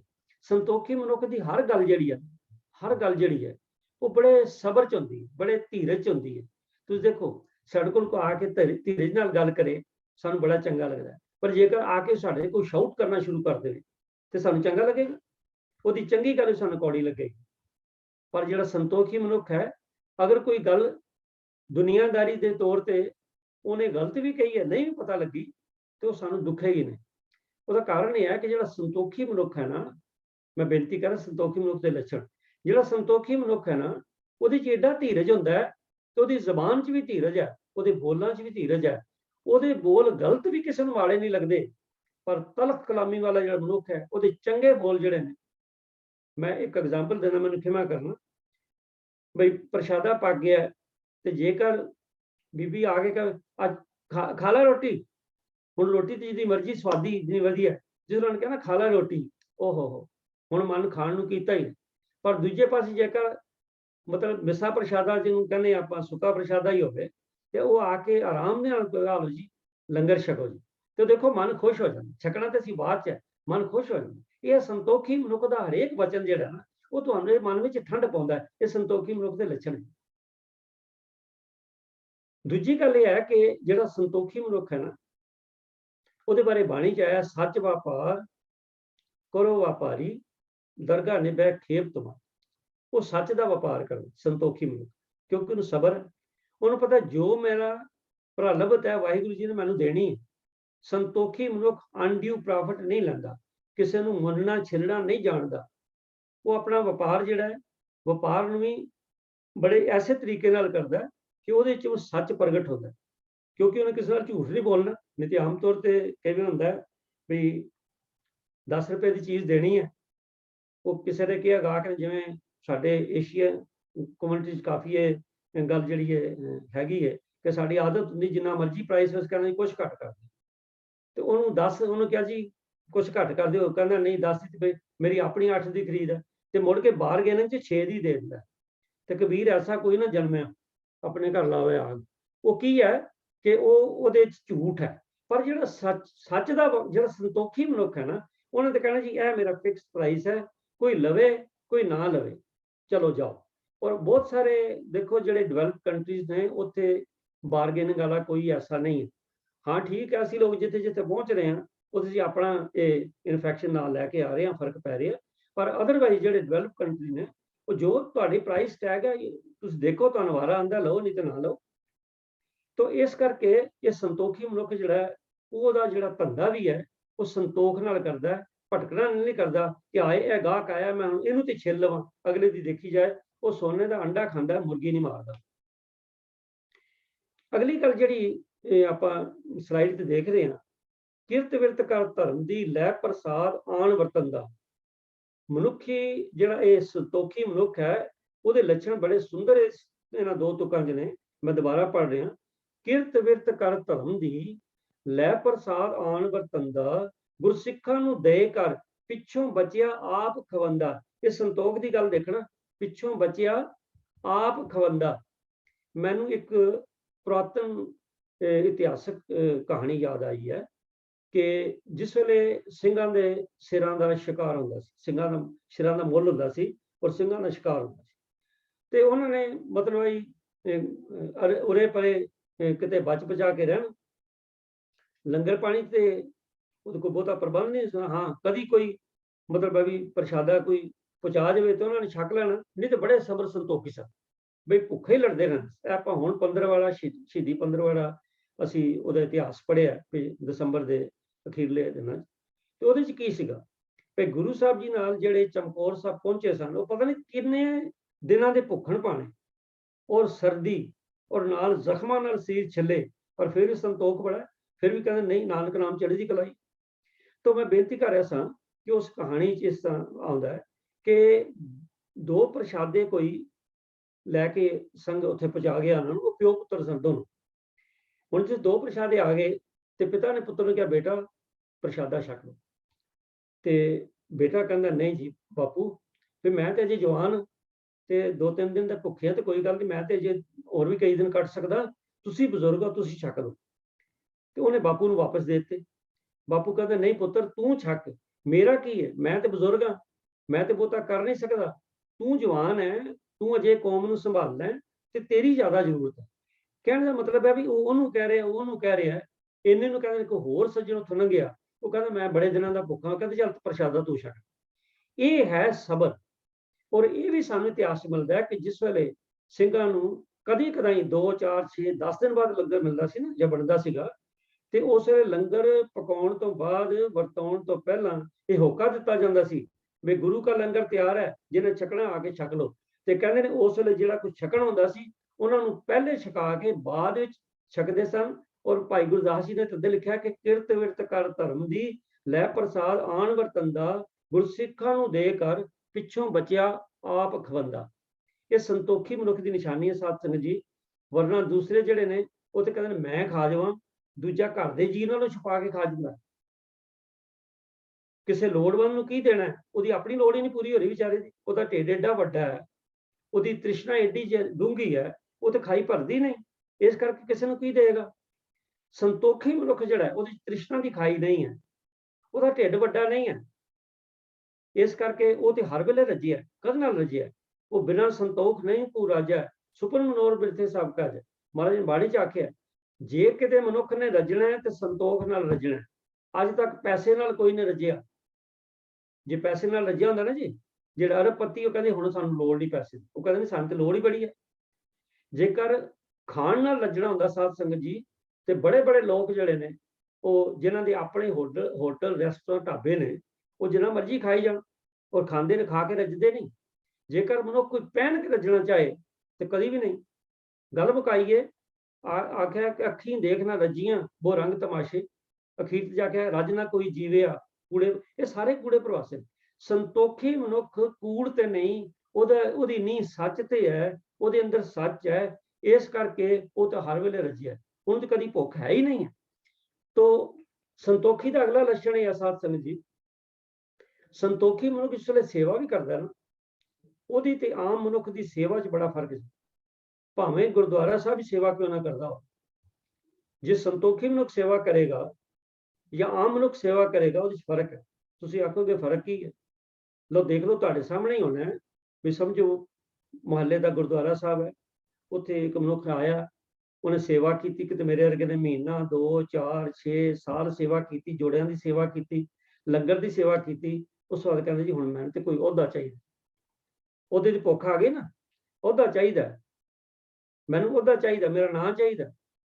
ਸਾਧ ਸੰਗਤ, ਜੇ ਮੇਰੀ ਗੱਲ ਤੁਸੀਂ ਪਰਖਣੀ ਹੋਵੇ ਨਾ, ਤੇ ਤੁਸੀਂ ਦੇਖੋ ਅਖਬਾਰਾਂ ਵਿੱਚ ਕਿੰਨੀਆਂ ਫੋਟੋ ਛਪਦੀਆਂ ਨੇ। ਮੈਂ ਹੈਰਾਨ ਹਾਂ, ਇੱਕ ਵਾਰੀ ਇੱਕ ਫੋਟੋ ਛਪੀ, ਗੁਰਦੁਆਰਾ ਸਾਹਿਬ 'ਚ ਕੀਰਤਨ ਦਾ ਪ੍ਰੋਗਰਾਮ ਸੀਗਾ। ਫੋਟੋ ਛਪੀ, ਥੱਲੇ ਕੈਪਸ਼ਨ ਲੱਗੀ ਹੈ ਕਿ ਗੁਰਦੁਆਰਾ ਦੇ ਪ੍ਰਧਾਨ ਸਾਹਿਬ ਸੋ ਐਂਡ ਸੋ, ਮੈਂ ਨਾਂ ਨਹੀਂ ਲੈਂਦਾ, ਕੀਰਤਨ ਸੁਣਦੇ ਹੋਏ। ਮੈਨੂੰ ਬੜੀ ਹੈਰਾਨੀ ਹੋਈ ਵੀ ਅਖਬਾਰ 'ਚ ਫੋਟੋ ਆਈ ਕੀਰਤਨ ਸੁਣਦੇ ਹੋਏ। ਚਲੋ ਕੀਰਤਨ ਕਰਦੇ ਦੀ ਵੀ ਦੇਣ ਦੀ ਕੋਈ ਲੋੜ ਨਹੀਂ ਹੁੰਦੀ, ਕਿਉਂਕਿ ਜਿਹਨੇ ਕੀਰਤੀ ਕਰਨੀ ਹੈ ਉਹ ਆਪਣੇ ਮਨ ਲਈ ਕਰਨੀ ਹੈ, ਜਾਂ ਸੰਗਤ ਨੂੰ ਜੋੜਨ ਲਈ ਕਰਨੀ ਹੈ, ਫੋਟੋ ਲਈ ਥੋੜ੍ਹਾ ਕਰਨੀ ਹੈ। ਪਰ ਅੱਜ ਤੇ ਫੋਟੋ ਕਲਚਰ ਏਡਾ ਵੱਧ ਗਿਆ ਸਾਧ ਸੰਗਤ ਜੀ, ਅਸੀਂ ਕਹਿੰਦੇ ਕੰਮ ਹੋਵੇ ਨਾ ਹੋਵੇ ਫੋਟੋ ਤੋਂ ਪਹਿਲੇ ਲੱਗ ਜਾਏ, ਕੰਮ ਹੋਣਦਿਆਂ ਵੀ ਫੋਟੋ ਲੱਗ ਜਾਏ, ਹੋਣ ਤੋਂ ਬਾਅਦ ਵੀ ਫੋਟੋ ਲੱਗ ਜਾਏ। ਇਹ ਕੀ ਹੈਗਾ ਜੀ? ਇਹ ਭੁੱਖ ਨਹੀਂ। ਸੰਤੋਖੀ ਮਨੁੱਖ ਕਹਿੰਦਾ ਨਹੀਂ। ਸੰਤੋਖੀ ਮਨੁੱਖ ਤੇ ਮੈਨੂੰ ਭਾਈ ਵੀਰ ਸਿੰਘ ਜੀ ਦੀ ਗੱਲ ਯਾਦ ਆਈ ਹੈ। ਉਹਨਾਂ ਲਿਖੀ ਕਿਤੇ, ਕਹਿੰਦੇ ਮੈਨੂੰ ਛੁਪੇ ਰਹਿਣ ਦੀ ਚਾਹ ਤੇ ਛਿਪ ਤੁਰ ਜਾਣ ਦੀ, ਹਾਏ ਪੂਰੀ ਹੁੰਦੀ ਨਾ ਮੈਂ ਤਰਲੇ ਲੈ। ਇਹ ਨਿਸ਼ਕਾਮਤਾ। ਸੰਤੋਖੀ ਮਨੁੱਖ ਜਿਹੜਾ ਹੈ ਉਹ ਨਿਸ਼ਕਾਮ ਸੇਵਾ ਕਰਦਾ। ਸੇਵਾ ਕਰਤ ਹੋਏ ਨੇ ਕਾਮੀ, ਜਿਸ ਕੋ ਹੋਤ ਪ੍ਰਾਪਤ ਸਨ। ਮਹਾਰਾਜ ਦਾ ਹੁਕਮ ਹੀ ਹੈ ਕਿ ਸੇਵਾ ਕਰਨੀ ਤੇ ਨਿਸ਼ਕਾਮ ਸੇਵਾ ਕਰੋ। ਪਰ ਅੱਜ ਸਾਧ ਸੰਗਤ ਜੀ, ਜਿਸ ਤਰ੍ਹਾਂ ਮੈਂ ਬਾਕੀ ਗੱਲ ਨਹੀਂ ਕਰਦਾ, ਆਪਣੀ ਕੌਮ ਦੀ ਗੱਲ ਲੈਣਾ, ਜਿਸ ਤਰ੍ਹਾਂ ਸਾਡੇ ਜਿਹੜੇ ਧਾਰਮਿਕ ਪ੍ਰਬੰਧ ਨੇ, ਉਹਨਾਂ ਦੇ ਵਿੱਚ ਉਹਨਾਂ ਦੇ ਜਿਹੜੇ ਅਹੁਦੇਦਾਰ ਚੁਣਨ ਲਈ ਕੀ ਕੁਝ ਹੁੰਦਾ ਹੈ, ਕੋਈ ਮੈਨੂੰ ਦੱਸਣ ਦੀ ਲੋੜ ਨਹੀਂ ਹੈ। ਇਸ ਗੱਲ ਦੀ ਬੜੀ ਸਪਸ਼ਟ ਗੱਲ ਹੈਗੀ ਹੈ ਕਿ ਸੇਵਾ ਵਿੱਚ ਸੇਵਾ ਤੇ ਹੋ ਰਹੀ ਹੈ, ਪਰ ਨਿਸ਼ਕਾਮਤਾ ਨਹੀਂ ਹੈ, ਉਹਦੇ ਪਿੱਛੇ ਕੋਈ ਕਾਮਨਾ ਹੈ। ਸੋ ਜਿਹੜਾ ਸੰਤੋਖੀ ਮਨੁੱਖ ਹੈ, ਉਹ ਸੇਵਾ ਕਰੇਗਾ, ਦੱਸੇਗਾ ਨਹੀਂ ਕਿਸੇ ਨੂੰ। ਸੇਵਾ ਕਰੇਗਾ, ਲੇਬਲ ਨਹੀਂ ਲਵਾਏਗਾ, ਉਹ ਪਿੱਛੇ ਰਹਿ ਕੇ ਸੇਵਾ ਕਰੇਗਾ। ਕਿਉਂਕਿ ਸੇਵਾ ਜਿਹੜੀ ਸੌਖਾ ਕੰਮ ਤੇ ਹੈ ਨਹੀਂ, ਨਿਸ਼ਕਾਮਤਾ ਵੀ ਸੌਖਾ ਕੰਮ ਨਹੀਂ ਹੈ। ਮਹਾਰਾਜ ਦੀ ਬਾਣੀ ਕਹਿੰਦੀ, ਸਤਿਗੁਰੂ ਕੀ ਸੇਵਾ ਗਾਖੜੀ, ਸਿਰ ਦੀਜੈ ਆਪ ਗਵਾਏ। ਗਾਖੜੀ ਦਾ ਮਤਲਬ ਹੁੰਦਾ ਵੈਰੀ ਡਿਫਿਕਲਟ, ਬਹੁਤ ਔਖੀ ਹੈ। ਗੁਰੂ, ਇਹ ਸੇਵਾ ਕਰਨੀ ਬੜਾ ਔਖਾ ਕੰਮ ਹੈ। ਕਿਉਂ ਔਖਾ ਕੰਮ ਹੈ? ਇਸ ਕਰਕੇ ਕਿ ਸੇਵਾ ਕਰਕੇ ਜੇ ਤੇ ਨਿਸ਼ਕਾਮਤਾ ਆਵੇ ਤੇ ਫਿਰ ਸੇਵਾ ਸਿਰੇ ਚੜ੍ਹਦੀ ਹੈ, ਨਹੀਂ ਤੇ ਸਿਰੇ ਤੇ ਚੜ੍ਹਦੀ ਨਹੀਂ। ਭਾਵੇਂ ਬੰਦਾ ਸਾਰੀ ਉਮਰ ਕੋ ਲੱਗਾ ਰਵੇ, ਨਹੀਂ ਸਿਰੇ ਚੜ੍ਹਦੀ।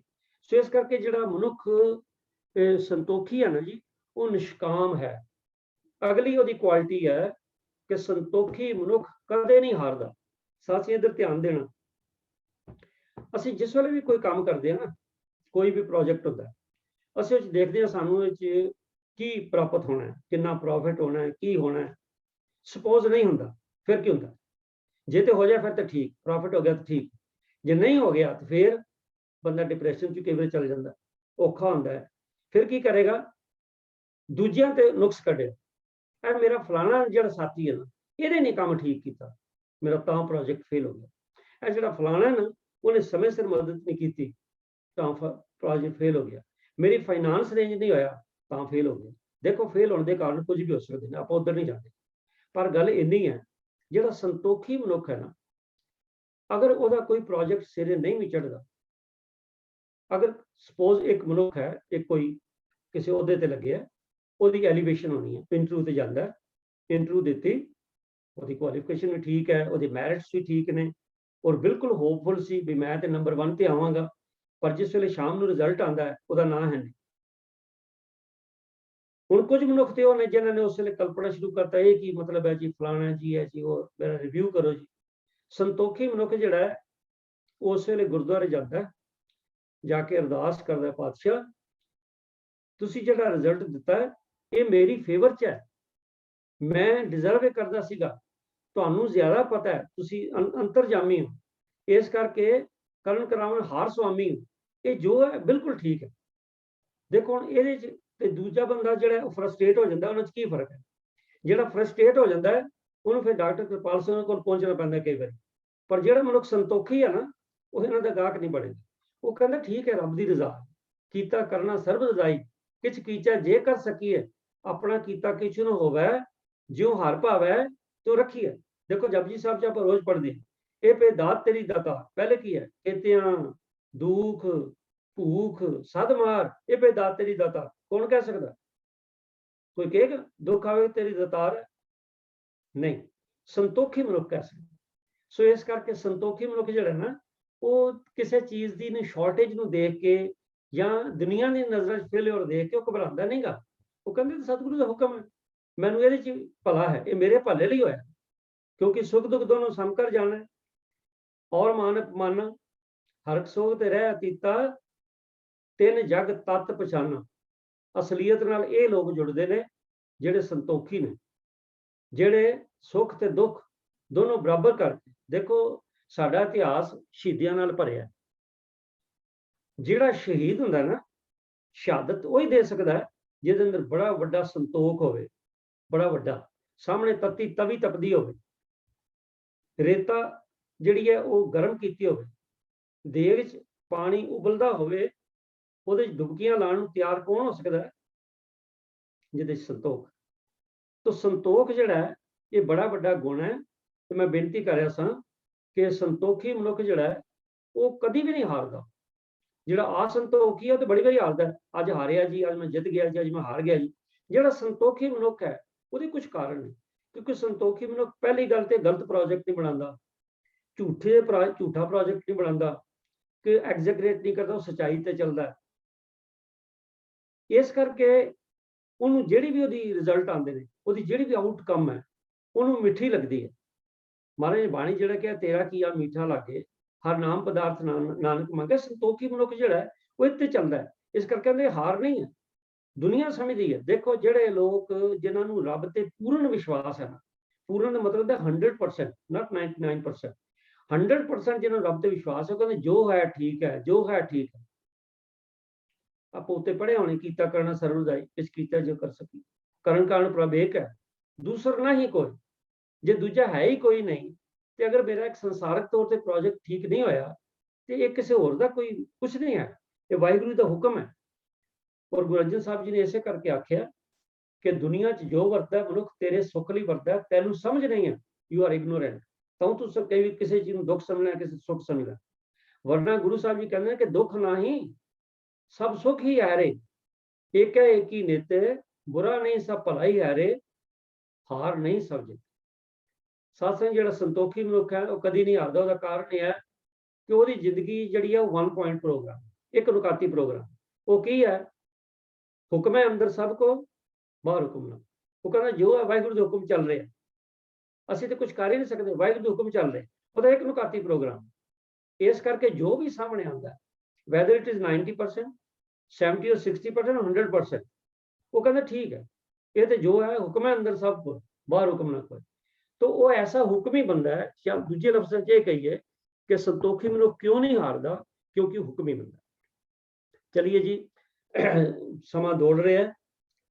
ਇਹ ਜਿਹੜੀ ਗੱਲ ਸਾਧ ਸੰਗਤ ਹੈਗੀ ਹੈ ਵੀ ਸੰਤੋਖ ਸਹਿਜ ਅਵਸਥਾ ਦੀ ਪਹਿਲੀ ਪੌੜੀ ਹੈ। ਦੇਖੋ ਆਪਾਂ ਬਾਣੀ ਚ ਪੜ੍ਹਦੇ ਹਾਂ ਵੀ ਰਜ ਗੁਣ, ਤਮ ਗੁਣ, ਸਤ ਗੁਣ ਕਈ ਹੈ, ਇਹ ਤੇਰੀ ਸਭ ਮਾਇਆ। ਅੱਗੇ ਚੱਲ ਕੇ ਲਿਖਿਆ ਚੌਥੇ ਪਦ ਕੋ ਜੋ ਨਰ ਚੀਨੇ ਤਿੰਨ ਹੀ ਪਰਮ ਪਰਮ ਪਦਵੀ, ਜਿਹੜੀ ਸਾਨੂੰ ਵਾਹਿਗੁਰੂ ਨਾਲ ਭੇਦ ਕਰਦੀ ਹੈ ਉਹ ਪਰਮ ਪਦਵੀ ਹੈ। ਉਹ ਪਰਮ ਪਦਵੀ ਤਿੰਨਾਂ ਗੁਣਾਂ 'ਚ ਤੇ ਆਉਂਦੀ ਨਹੀਂ, ਉਹ ਤੇ ਆਉਂਦੀ ਚੌਥੇ ਗੁਣ 'ਚ ਹੈ। ਉਹਦਾ ਕਾਰਨ ਕੀ ਹੈ ਕਿ ਰਜਗੁਣ ਵਿੱਚ ਭਟਕਣਾ, ਤਮ ਗੁਣ 'ਚ ਭਟਕਣਾ ਹੈ ਹੀ ਹੈ, ਤੇ ਸਤਗੁਣ ਵਿੱਚ ਭਟਕਣਾ। ਰਜੋ ਤਮੋ ਸਤੋ, ਇਹਦੀ ਵਿਚਾਰ ਇੱਕ ਵਾਰੀ ਵੀਰ ਮਨਮੋਹਨ ਸਿੰਘ ਜੀ ਨੇ ਕੀਤੀ ਸੀ ਇਹਦੀ ਡਿਟੇਲ। ਤੋ ਰਜ ਵਿੱਚ ਵੀ ਭਟਕਣਾ ਹੈ, ਤਮੋ 'ਚ ਵੀ ਭਟਕਣਾ ਹੈ, ਤੇ ਸਤੋ 'ਚ ਵੀ ਭਟਕਣਾ ਹੈ। ਅਗਰ ਸੰਤੋਖ ਹੈ ਉਹ ਤਾਂ ਕੇਵਲ ਸਹਿਜ ਅਵਸਥਾ 'ਚ, ਅਗਰ ਸਹਿਜ ਹੈ ਉਹ ਕੇਵਲ ਸੰਤੋਖੀ ਵਿਅਕਤੀ। ਸੋ ਇਸ ਕਰਕੇ ਜਿਹੜਾ ਚੌਥਾ ਪਦ ਹੈ ਜਿਹਨੂੰ ਤੁਰੀਆ ਪਦ ਕਹਿੰਦੇ ਆ, ਉਹ ਸੰਤੋਖ ਦਾ ਪਦ ਹੈ। ਇਸ ਕਰਕੇ ਜਿਹੜੀ ਸੰਤੋਖ ਹੈ, ਜਿਹੜਾ ਸਹਿਜ ਹੈ, ਉਹਦੀ ਪਹਿਲੀ ਅਵਸਥਾ ਹੀ ਜਿਹੜੀ ਪਹਿਲੀ ਪੌੜੀ ਜਿਹੜੀ ਹੈ ਉਹ ਸੰਤੋਖ। ਦੇਖੋ ਸੰਤੋਖੀ ਮਨੁੱਖ ਜਿਹੜਾ ਨਾ ਉਹ ਸਹਿਜ ਵਿੱਚ ਰਹਿੰਦਾ।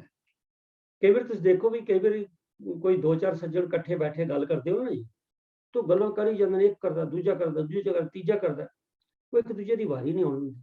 ਕਈ ਵਾਰੀ ਤੇ ਕਈ ਐਸੇ ਮਤਲਬ ਵੀ ਗੱਲਾਂ ਦੇ ਸ਼ੌਕੀਨ ਹੁੰਦੇ ਨੇ, ਜਿਹਨੂੰ ਪੰਜਾਬੀ 'ਚ ਗਲਾਦੜ ਕਹਿੰਦੇ, ਉਹ ਤੇ ਗੱਲ ਹੀ ਕਰਨ ਦਿੰਦੇ। ਮੈਨੂੰ ਯਾਦ ਹੈ ਇੱਕ ਵਾਰੀ ਦੋ ਬੰਦੇ ਗੱਲਾਂ ਕਰ ਰਹੇ ਸਨ, ਉਹ ਕਵੇ ਉਹਦੀ ਸੈਂਟੈਂਸ ਪੂਰਾ ਹੋਣ ਤੋਂ ਪਹਿਲੇ ਦੂਜਾ ਸ਼ੁਰੂ ਕਰ ਦੇਵੇ, ਉਹਦਾ ਪੂਰਾ ਹੋਣ ਤੋਂ ਫਿਰ ਪਹਿਲਾਂ ਕਰ ਦੇਵੇ। ਉਹ ਤੇ ਐਂ ਜਿਵੇਂ ਕੁੱਕੜ ਘੋਲ ਹੁੰਦਾ। ਇੱਕ ਵਾਰੀ ਐਸਾ ਵੀ ਸਿਚੁਏਸ਼ਨ ਆਈ, ਉਹਨੇ ਦੂਜੇ ਦੇ ਮੂੰਹ ਤੇ ਹੱਥ ਰੱਖਤਾ, ਪਹਿਲੇ ਮੇਰੀ ਗੱਲ ਸੁਣ। ਇਹ ਕੀ ਦੱਸਦਾ? ਇਹ ਤਾਂ ਭਟਕਣਾ ਹੀ ਹੈ ਨਾ, ਵੀ ਪਹਿਲੇ ਮੇਰੀ ਗੱਲ ਸੁਣ। ਦੇਖੋ ਇੱਕ ਗੱਲ ਬੜੀ ਪੱਕੀ ਹੈ, ਵਿਦਵਾਨ ਕਹਿੰਦੇ ਹੁੰਦੇ ਨੇ ਕਿ ਬੋਲਣਾ ਬੜਾ ਸੌਖਾ ਹੈ। ਮੈਂ ਬੋਲ ਰਿਹਾ ਨਾ, ਬੋਲਣਾ ਬੜਾ ਸੌਖਾ ਹੈ, ਸੁਣਨਾ ਬੜਾ ਔਖਾ ਹੈ। ਆਪਾਂ ਦੇਖ ਲੈਂਦੇ ਕਿ ਗੁਰਦੁਆਰਾ ਸਾਹਿਬ ਜਾਈਏ, ਜਿਹੜਾ ਮੇਰੇ ਵਰਗਾ ਬੰਦਾ ਹੈ, ਮੈਨੂੰ ਲੈਕਚਰ ਖੜਾ ਕਰਨ ਲਈ ਖੜਾ ਕਰ ਦੇ, ਮੈਂ ਘੰਟਾ ਲੈਕਚਰ ਦੇਵਾਂਗਾ, ਮੇਰੀ ਕੋਈ ਬਿਰਤੀ ਨਹੀਂ ਪਰੇ ਹੋ ਰਹੀ। ਪਰ ਜੇ ਮੈਨੂੰ ਸੁਣਨ ਲਈ ਬਿਠਾ ਦਿਓ ਤੇ 5-10 ਮਿੰਟ ਬਾਅਦ ਮੇਰਾ ਮਨ ਕਿਤੇ ਹੋਰ ਦੌੜ ਜਾਂਦਾ, ਕਿਉਂਕਿ ਸੁਣਨਾ ਔਖਾ ਬੜਾ। ਜਿਹੜਾ ਮਨੁੱਖ ਸੰਤੋਖੀ ਹੈ ਉਹਦੇ ਚ ਸੁਣਨ ਦਾ ਸਬਰ ਹੈ, ਉਹ ਸੁਣਦਾ। ਇਸ ਕਰਕੇ ਉਹ ਸਹਿਜ ਵਿੱਚ ਪਹੁੰਚਣ ਲਈ ਜਲਦੀ ਕਾਮਯਾਬ ਹੁੰਦਾ ਹੈ। ਕਬੀਰ ਸਾਹਿਬ ਨੇ ਆਖਿਆ, ਕਬੀਰ ਕਹੋ ਕਬੀਰ ਛੂਛਾ ਘੱਟ ਬੋਲੇ, ਭਰਿਆ ਹੋਏ ਸੁਕਬਨ। ਜਿਸ ਮਨੁੱਖ ਦੇ ਅੰਦਰ ਗੁਣ ਨੇ, ਜਿਹਦੇ ਅੰਦਰ ਕੁਛ ਹੈ, ਉਹ ਨਹੀਂ ਬੋਲਦਾ, ਉਹ ਘੱਟ ਬੋਲਦਾ। ਜਿਹਦੇ ਕੋਲ ਕੁਛ ਨਹੀਂ, ਉਹ ਮੈਂ ਕਰਦਾ, ਮੈਂ ਕਰਦਾ। ਕੁਝ ਸਾਡੀ ਵੀ ਸਤਿਗੁਰੂ ਜੀ ਨੇ ਡਿਊਟੀ ਇਹੋ ਜਿਹੀ ਲਾਈ ਹੈ ਪ੍ਰਚਾਰਕਾਂ ਦੀ, ਸਾਨੂੰ ਬੋਲਣਾ ਬੜਾ ਪੈਂਦਾ। ਸਾਧ ਸੰਗਤ ਜੀ, ਸਤਿਗੁਰੂ ਜੀ ਅੱਗੇ ਅਰਦਾਸ ਕਰੋ ਵੀ ਸਾਨੂੰ ਸੁਣਨ ਦੀ ਵੀ ਆਦਤ ਪੈ ਜਾਵੇ। ਤੇ ਚਲੋ ਆਪਾਂ ਸਮਾਂ ਹੋ ਰਿਹਾ, ਅਗਲੇ ਵੱਲ ਚੱਲਦੇ ਹਾਂ। ਸਤ ਤੇ ਸੰਤੋਖ ਜਿਹੜੇ ਗੁਣ ਨੇ ਨਾ, ਇਹ ਰੱਬੀ ਨੇੜਤਾ ਦੇ ਸਰੋਤ ਨੇ। ਉਹਦਾ ਕਾਰਨ ਇਹ ਹੈ ਕਿ ਜਿਹੜਾ ਸਚਿਆਰ ਮਨੁੱਖ ਹੈ, ਜਾਂ ਆਪਾਂ ਉਹਨੇ ਗੱਲਾਂ ਸੁਣੀਆਂ, ਇਹਨਾਂ ਦੇ ਲੱਛਣ ਸੁਣੇ, ਸਚਿਆਰ ਦੇ ਵੀ ਸੁਣੇ ਨੇ, ਸੰਤੋਖੀ ਦੇ ਵੀ ਸੁਣੇ ਨੇ। ਤੁਸੀਂ ਦੇਖੋ ਇਹਨਾਂ ਦਾ ਜਿਹੜਾ ਜੀਵਨ ਸ਼ੈਲੀ ਹੈ ਕਿਹੋ ਜਿਹੀ ਹੋਏਗੀ, ਜਿਹੜੀ ਆਪਾਂ ਹੁਣ ਕੁਝ ਸਲਾਈਡਾਂ 'ਚ ਦੇਖੀ ਹੈ। ਉਹਨਾਂ ਦਾ ਅਨੁਭਵ ਕਿੰਨਾ ਉੱਚਾ ਹੋਏਗਾ। ਇੰਨਾ ਉੱਚਾ ਅਨੁਭਵ ਹੈ ਕਿ ਉਹ ਤੇ ਕਿਸੇ ਚੀਜ਼ ਨੂੰ ਦੁੱਖ ਸਮਝਦੇ ਨਹੀਂ, ਦੁੱਖ ਸੁੱਖ ਦੋਨੋਂ ਸਮ ਕਰ ਜਾਂਦੇ। ਇਸ ਕਰਕੇ ਕਿਉਂਕਿ ਉਹਨੂੰ ਪਤਾ ਹੈ ਕਿ ਗੁਰੂ ਮੇਰੇ ਸੰਗ ਸਦਾ ਹੈ ਨਾਲੇ, ਸਿਮਰ ਸਿਮਰ ਤੇ ਸਦਾ ਸੰਭਾਲੇ। ਸਾਧ ਸੰਗਤ ਜੀ, ਮੈਂ 1 ਮਿੰਟ ਲਈ ਖਮਾ ਮੰਗ ਰਿਹਾ, ਸਿਰਫ 1 ਮਿੰਟ ਮੈਂ ਪੌਜ਼ ਕਰ ਰਿਹਾ। ਸਾਧ ਸੰਗਤ ਜੀ,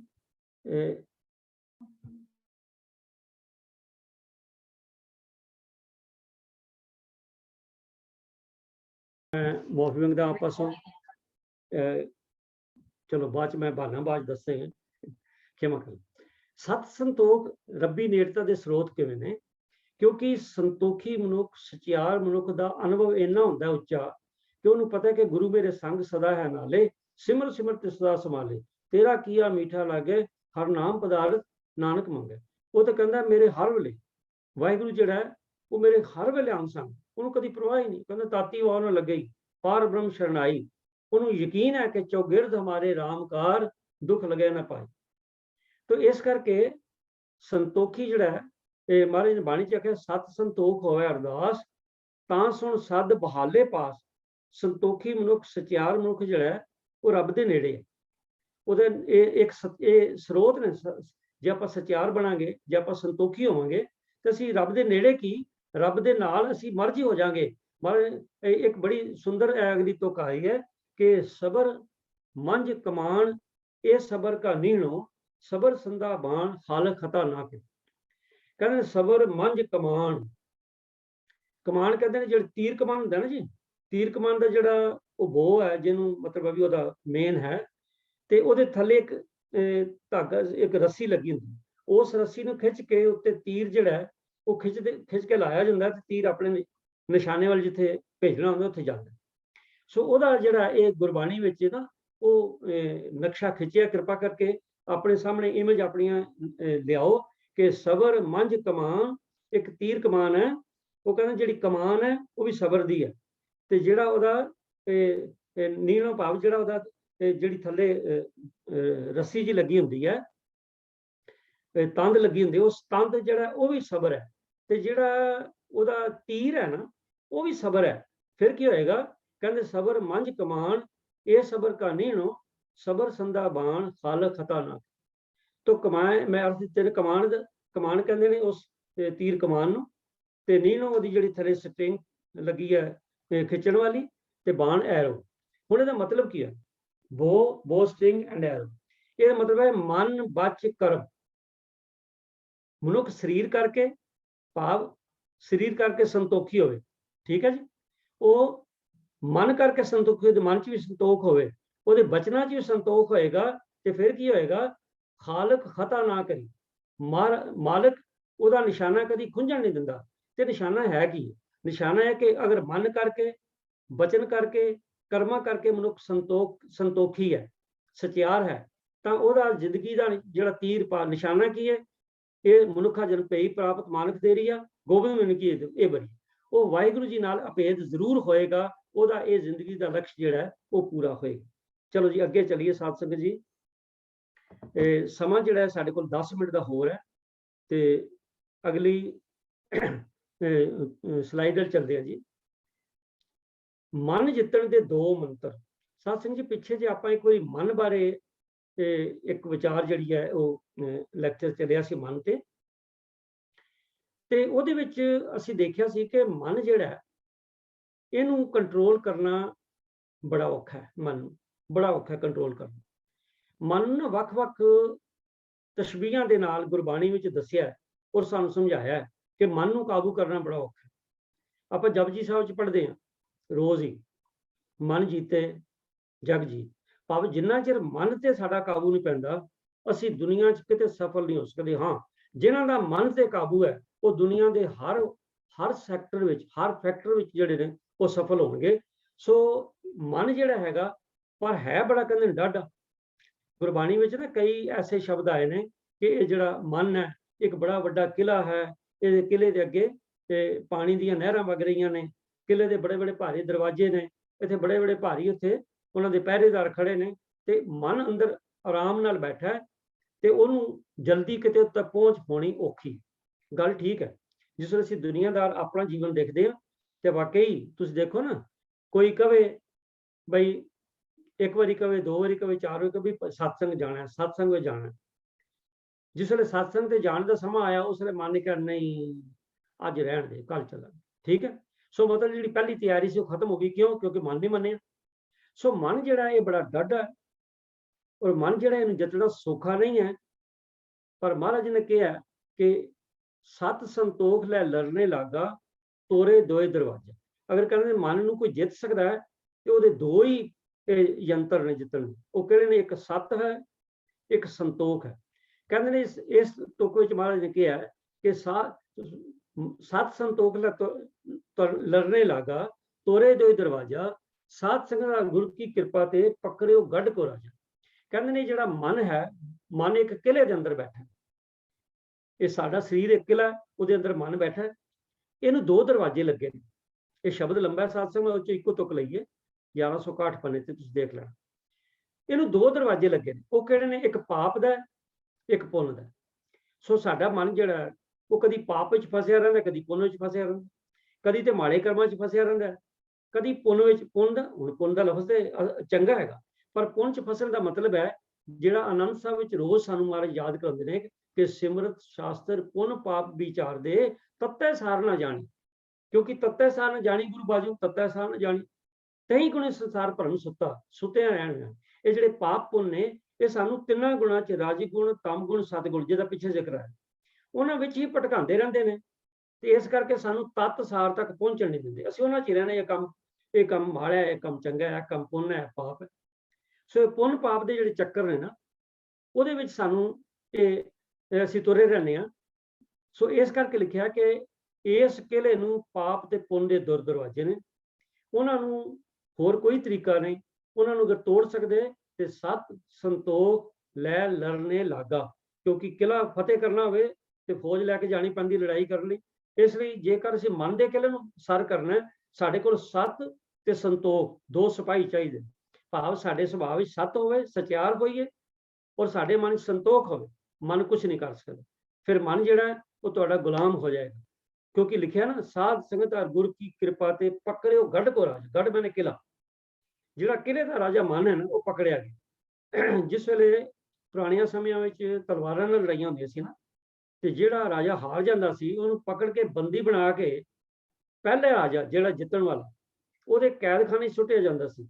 ਸੋ ਇਸੇ ਤਰ੍ਹਾਂ ਮਨ ਜਿਹੜਾ ਹੁਣ ਤੱਕ ਸਾਡੇ ਤੋਂ ਆਕੀ ਸੀ, ਬਾਗੀ ਸੀ, ਜਿਸ ਵੇਲੇ ਮੇਰੇ 'ਚ ਸਤ ਤੇ ਸੰਤੋਖ ਆ ਗਿਆ, ਮੈਂ ਉਹਨੂੰ ਕਾਬੂ ਕਰਕੇ ਪਕੜ ਕੇ ਆਪਣਾ ਗੁਲਾਮ ਬਣਾ ਲਿਆ। ਹੁਣ ਮੈਂ ਜਿੱਧਰ ਕਹਿੰਦਾ ਮਨ ਉੱਧਰ ਜਾਂਦਾ। ਅੱਗੇ ਜਿੱਧਰ ਮਨ ਕਹਿੰਦਾ ਸੀ, ਅੱਗੇ ਤੇ ਮਨ ਮੈਨੂੰ ਜਿਵੇਂ ਨਕੇਲ ਪਾਈ ਹੁੰਦੀ ਨਾ, ਉੱਦਾਂ ਧਰੀਕਦਾ ਸੀ ਵੀ ਚੱਲ ਇੱਧਰ ਚੱਲ, ਚੱਲ ਇੱਧਰ ਚੱਲ, ਚੱਲ ਨਸ਼ਾ ਕਰ ਲੈ, ਚੱਲ ਇਹ ਕਰ ਲੈ, ਚੱਲ ਮਾੜੀ ਅੱਖ ਨਾਲ ਤੱਕ ਲੈ। ਮੈਂ ਉਹੀ ਕਰੀ ਜਾਂਦਾ ਸਾਂ, ਕਿਉਂਕਿ ਮੇਰੇ ਨੱਕ ਵਿੱਚ ਮਨ ਨੇ ਨਕੇਲ ਪਾਈ ਸੀ। ਹੁਣ ਸਤ ਤੇ ਸੰਤੋਖ ਆ ਗਿਆ ਤੇ ਮਨ ਨੂੰ ਨਕੇਲ ਪੈ ਗਈ ਹੈ। ਮਨ ਵਿਚਾਰਾ ਹੁਣ ਉਹੀ ਕਰਦਾ ਹੈ ਜੋ ਅਸੀਂ ਕਹਿੰਦੇ। ਚਲੋ ਜੀ ਆਪਾਂ ਅੱਗੇ ਚਲੀਏ ਵੀ ਸੁਣ ਤਾਂ ਲਿਆ, ਸਚਿਆਰ ਤੇ ਸੰਤੋਖ ਬਣੀਏ ਕਿਵੇਂ। ਮੈਂ ਸਮੇਂ ਨੂੰ ਮੁੱਖ ਰੱਖਦੇ ਹੋਇਆ ਸੰਖੇਪ ਤੌਰ ਤੇ ਤੁਹਾਡੇ ਨਾਲ ਇਹਦਾ ਜ਼ਿਕਰ ਕਰਾਂਗਾ ਬਈ ਸਚਿਆਰ ਤੇ ਸੰਤੋਖੀ ਕਿਵੇਂ ਬਣੀਏ। ਬੜਾ ਵਧੀਆ ਨਾ ਕਬੀਰ ਸਾਹਿਬ ਜੀ ਦਾ ਸ਼ਬਦ ਹੈ, ਉਹਨਾਂ ਨੇ ਸਾਨੂੰ ਇਹਦੇ 'ਚ ਨਾ ਬੜਾ ਸੋਹਣਾ ਤਰੀਕਾ ਦੇਖਿਆ। ਸੰਤੋ ਮਨ ਪਵਨ ਸੁਖ ਬਣਿਆ। ਪਵਨ ਮਨ ਜਿਹੜਾ ਪਵਨ ਵਰਗਾ ਚੰਚਲ ਸੀ, ਭਟਕਦਾ ਮਨ ਸੀ। ਕਿਉਂਕਿ ਸ਼ੁਰੂ 'ਚ ਮੈਂ ਬੇਨਤੀ ਕੀਤੀ ਹੈ ਨਾ, ਸੰਤੋਖ ਤੋਂ ਸ਼ੁਰੂ ਹੁੰਦਾ ਜਿੱਥੇ ਭਟਕਣਾ ਖਤਮ ਹੋ। ਸੰਤੋ ਮਨ ਪਵਨ ਸੁਖ ਬਣਿਆ, ਕਹਿੰਦੇ ਜਿਹੜਾ ਚੰਚਲ ਮਨ ਸੀ ਨਾ, ਭਟਕਦਾ, ਕਿਸ ਯੋਗ ਪ੍ਰਾਪਤ ਕਰਨਿਆ। ਹੁਣ ਲੱਗਦਾ ਮੈਂ ਰੱਬ ਦੇ ਨੇੜੇ ਆ ਗਿਆ। ਕਿਉਂ? ਕਿਉਂਕਿ ਉਹ ਜਿਹੜਾ ਪਵਨ ਵਾਲਾ ਚੰਚਲ ਮਨ ਸੀ ਨਾ, ਉਹ ਮੇਰੇ ਕਾਬੂ ਆ ਗਿਆ। ਕਾਬੂ ਕਿਵੇਂ ਆਇਆ? ਕਿਵੇਂ ਆਵੇ? ਸਾਨੂੰ ਪਤਾ ਹੋਵੇ ਕਿਵੇਂ ਆਵੇ ਤਾਂ ਜੀ ਅਸੀਂ ਵੀ ਕਾਬੂ ਕਰ ਲਈ। ਕਬੀਰ ਸਾਹਿਬ ਨੇ ਕਾਬੂ ਕਰ ਲਿਆ ਆਪਣੇ ਮਨ ਨੂੰ, ਅਸੀਂ ਕਿਵੇਂ ਕਰੀਏ? ਕਬੀਰ ਸਾਹਿਬ ਕਹਿੰਦੇ ਆਓ ਤਰੀਕਾ ਦੱਸਦੇ। ਉਹ ਤਰੀਕਾ ਇਹ ਹੈ ਕਿ ਗੁਰ ਦਿਖਲਾਈ ਮੋਰੀ, ਜਿਤ ਮਿਰਗ ਪੜਤ ਹੈ ਚੋਰੀ। ਗੁਰੂ ਨੇ ਮੈਨੂੰ ਉਹ ਮੇਰੀ ਵੀਕਨੈਸ ਦੱਸਤੀ, ਮੇਰੀ ਕਮਜ਼ੋਰੀ ਦੱਸਤੀ, ਜਿਹਦੇ ਚੋਂ ਮਿਰਗ ਪੜਤ ਹੈ ਚੋਰੀ। ਦੇਖੋ ਕਈ ਵਾਰ ਹੁੰਦਾ ਕਿ ਜਿਹੜੇ ਜ਼ਿਮੀਂਦਾਰ ਭਰਾ ਨੇ ਉਹਨਾਂ ਨੂੰ ਉਹ ਇਸ ਗੱਲ ਦੀ ਗਵਾਹੀ ਭਰਨਗੇ ਕਿ ਜਿਸ ਵੇਲੇ ਆਪਾਂ ਕੋਈ ਮਤਲਬ ਫਸਲ ਲਿਆਉਂਦੇ ਹਾਂ ਜਾਂ ਵੈਸੇ ਫਸਲ ਤਿਆਰ ਹੁੰਦੀ ਹੈ ਨਾ, ਤੇ ਉਹਦੀ ਰਾਖੀ ਲਈ ਸਾਨੂੰ ਬੜਾ ਕੁਝ ਕਰਨਾ ਪੈਂਦਾ। ਕਿਉਂ? ਕਿਉਂਕਿ ਕਈ ਤਰ੍ਹਾਂ ਦੇ ਜਾਨਵਰ ਔਰ ਕਈ ਤਰ੍ਹਾਂ ਦੇ ਪਸ਼ੂ ਆ ਕੇ ਨਾ ਉਹਨੂੰ ਉਜਾੜ ਨਾ ਜਾਣ। ਤੇ ਉਹ ਸਾਨੂੰ ਪਤਾ ਹੁੰਦਾ ਵੀ ਇੱਥੋਂ ਪਸ਼ੂ ਨੇ ਆਉਣਾ, ਅਸੀਂ ਉੱਥੇ ਵਾਲ ਲਾ ਦੇਣੇ, ਇੱਥੇ ਪੰਛੀਆਂ ਨੇ ਆਉਣਾ, ਇੱਥੇ ਡਰਨਾ ਖੜਾ ਕਰ ਦਿੰਦੇ, ਹੈਨਾ। ਤੋ ਇਸ ਕਰਕੇ ਇਹ ਜਿਹੜੀ ਇੱਥੇ ਕਬੀਰ ਸਾਹਿਬ ਕਹਿੰਦੇ ਗੁਰ ਦਿਖਲਾਈ ਮੋਰੀ, ਜਿਤ ਮਿਰਗ ਪੜਤਾ ਚੋਰੀ। ਜਿਹੜੀ ਮੇਰੇ ਮਨ ਵਿੱਚ ਆ ਕੇ ਚੋਰੀ ਕਰਦੇ ਸਨ, ਭਾਵ ਮੇਰੇ ਮਨ ਨੂੰ ਭੈੜਿਆਂ ਪਾਸੇ ਲੈ ਕੇ ਜਾਂਦੇ ਸਨ, ਉਹ ਮੇਰੀਆਂ ਕਮਜ਼ੋਰੀਆਂ ਜਿਹੜੀਆਂ ਮੈਨੂੰ ਸਤ ਔਰ ਸੰਤੋਖ ਤੋਂ ਦੂਰ ਰੱਖਦੀਆਂ ਸਨ, ਮੈਨੂੰ ਪਤਾ ਲੱਗ ਗਿਆ। ਗੁਰ ਦਿਖਲਾਈ ਮੋਰੀ, ਜਿਤ ਮਿਰਗ ਪੜਤਾ ਚੋਰੀ। ਭਾਵ ਮੇਰੀਆਂ ਜਿਹੜੀਆਂ ਵੀਕਨੈਸਸ ਨੇ, ਕਾਮ, ਕ੍ਰੋਧ, ਲੋਭ, ਮੋਹ, ਹੰਕਾਰ, ਨਿੰਦਿਆ, ਚੁਗਲੀ, ਈਰਖਾ, ਇਹ ਜਿਹੜੀਆਂ ਮੇਰੀਆਂ ਮੋਰੀਆਂ ਸਨ, ਇਹ ਜਿੱਥੋਂ ਚੋਰ ਇਹ ਆ ਕੇ ਵਿਕਾਰ ਵੜਦੇ ਸਨ ਤੇ ਮੇਰਾ ਆਤਮਿਕ ਜੀਵਨ ਤਬਾਹ ਕਰਦੇ ਸਨ, ਮੈਨੂੰ ਉਹ ਗੁਰੂ ਨੇ ਦਿਖਾਤੀ। ਗੁਰ ਦਿਖਲਾਈ ਮੋਰੀ, ਜਿਤ ਮਿਰਗ ਪੜਤ ਹੈ ਚੋਰੀ। ਤੇ ਹੁਣ ਕੀਤਾ ਕੀ ਕਿ ਮੂੰਦ ਲਈਏ ਦਰਵਾਜ਼ੇ। ਹੁਣ ਮੈਂ ਦਰਵਾਜ਼ੇ ਹੀ ਬੰਦ ਕਰ ਲੈਣੇ, ਆਓਗੇ ਕਿੱਥੋਂ? ਮੂੰਦ ਲਈਏ ਦਰਵਾਜ਼ੇ, ਬਾਜੀ ਲੈਣ ਦਰਵਾਜ਼ੇ। ਹੁਣ ਮੈਂ ਦਰਵਾਜ਼ਾ ਹੀ ਬੰਦ ਕਰ ਲਿਆ, ਹੁਣ ਕਿਵੇਂ ਆ ਜਾਣਗੇ ਜੀ? ਕਿਵੇਂ ਅੰਦਰ ਵੜ ਜਾਣਗੇ ਪਸ਼ੂ? ਨਹੀਂ ਵੜਨਗੇ। ਹੁਣ ਤੇ ਮੈਂ ਅੰਦਰ ਜਾ ਕੇ ਮੌਜਾਂ ਲੈ। ਜਿਸ ਵੇਲੇ ਹੁਣ ਖਤਰਾ ਕੋਈ ਨਾ ਹੋਵੇ, ਉਸ ਵੇਲੇ ਬੰਦਾ ਦਾ ਮਨ ਜਿਹੜਾ ਹੈ ਉਹ ਬਾਜੀ ਲੈਣ ਦਰਵਾਜ਼ੇ ਆ ਜਾਂਦਾ। ਤੇ ਕਬੀਰ ਸਾਹਿਬ ਕਹਿੰਦੇ ਨੇ ਇਹ ਤੇ ਇੰਜ ਹੋਏਗਾ, ਕੁੰਭ ਕਮਲ ਜਲ ਭਰਿਆ, ਜਲ ਬੇਟਿਆ ਉਭਾ ਕਰਿਆ।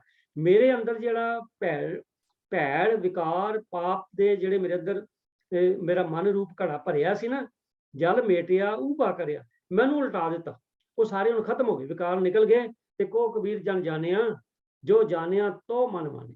ਤੋ ਕਬੀਰ ਸਾਹਿਬ ਨੇ ਸਾਨੂੰ ਦੱਸਿਆ, ਗੱਲ ਯਾਦ ਰੱਖਣ ਲਈ ਇੱਕੋ ਹੀ ਹੈ ਕਿ ਗੁਰ ਦਿਖਲਾਈ ਮੋਰੀ, ਜਿਤ ਮਿਰਗ ਪੜਤਾ ਚੋਰੀ। ਆਪਣੀਆਂ ਵੀਕਨੈਸਸ ਦੂਰ ਕਰਾਂਗੇ ਤੇ ਸਤ ਸੰਤੋਖ ਆਏਗਾ। ਜੇ ਅਸੀਂ ਕਈ ਵੀ ਜਿਹੜਾ ਕੰਮ ਕਰਦੇ ਉਹ ਵੀ ਕਰੀ ਜਾਈਏ ਤੇ ਮਹਾਰਾਜ ਅਰਦਾਸ ਕਰੀ, ਸਤਿਗੁਰੂ ਸਤ ਦਿਓ, ਸੰਤੋਖ ਦਿਓ, ਮਹਾਰਾਜ ਕਿੱਥੋਂ ਦੇਣਗੇ? ਉਹ ਕਹਿਣਗੇ ਪਹਿਲੇ ਮੋਰੀਆਂ ਬੰਦ ਕਰਕੇ। ਦੇਖੋ ਜੇ ਬੇੜੀ ਨੂੰ ਇੱਕ ਮੋਰੀ ਹੋਵੇ ਨਾ ਤੇ ਬੇੜੀ ਡੁੱਬ ਜਾਂਦੀ ਹੈ, ਤੇ ਇੱਥੇ ਫੂਟੇ 6000 ਸਾਡੇ ਤੇ ਪਤਾ ਨਹੀਂ ਕਿੰਨੇ ਮੋਰੀਆਂ ਨੇ, ਸਾਡੇ ਕਿੰਨੀਆਂ ਕਮਜ਼ੋਰੀਆਂ।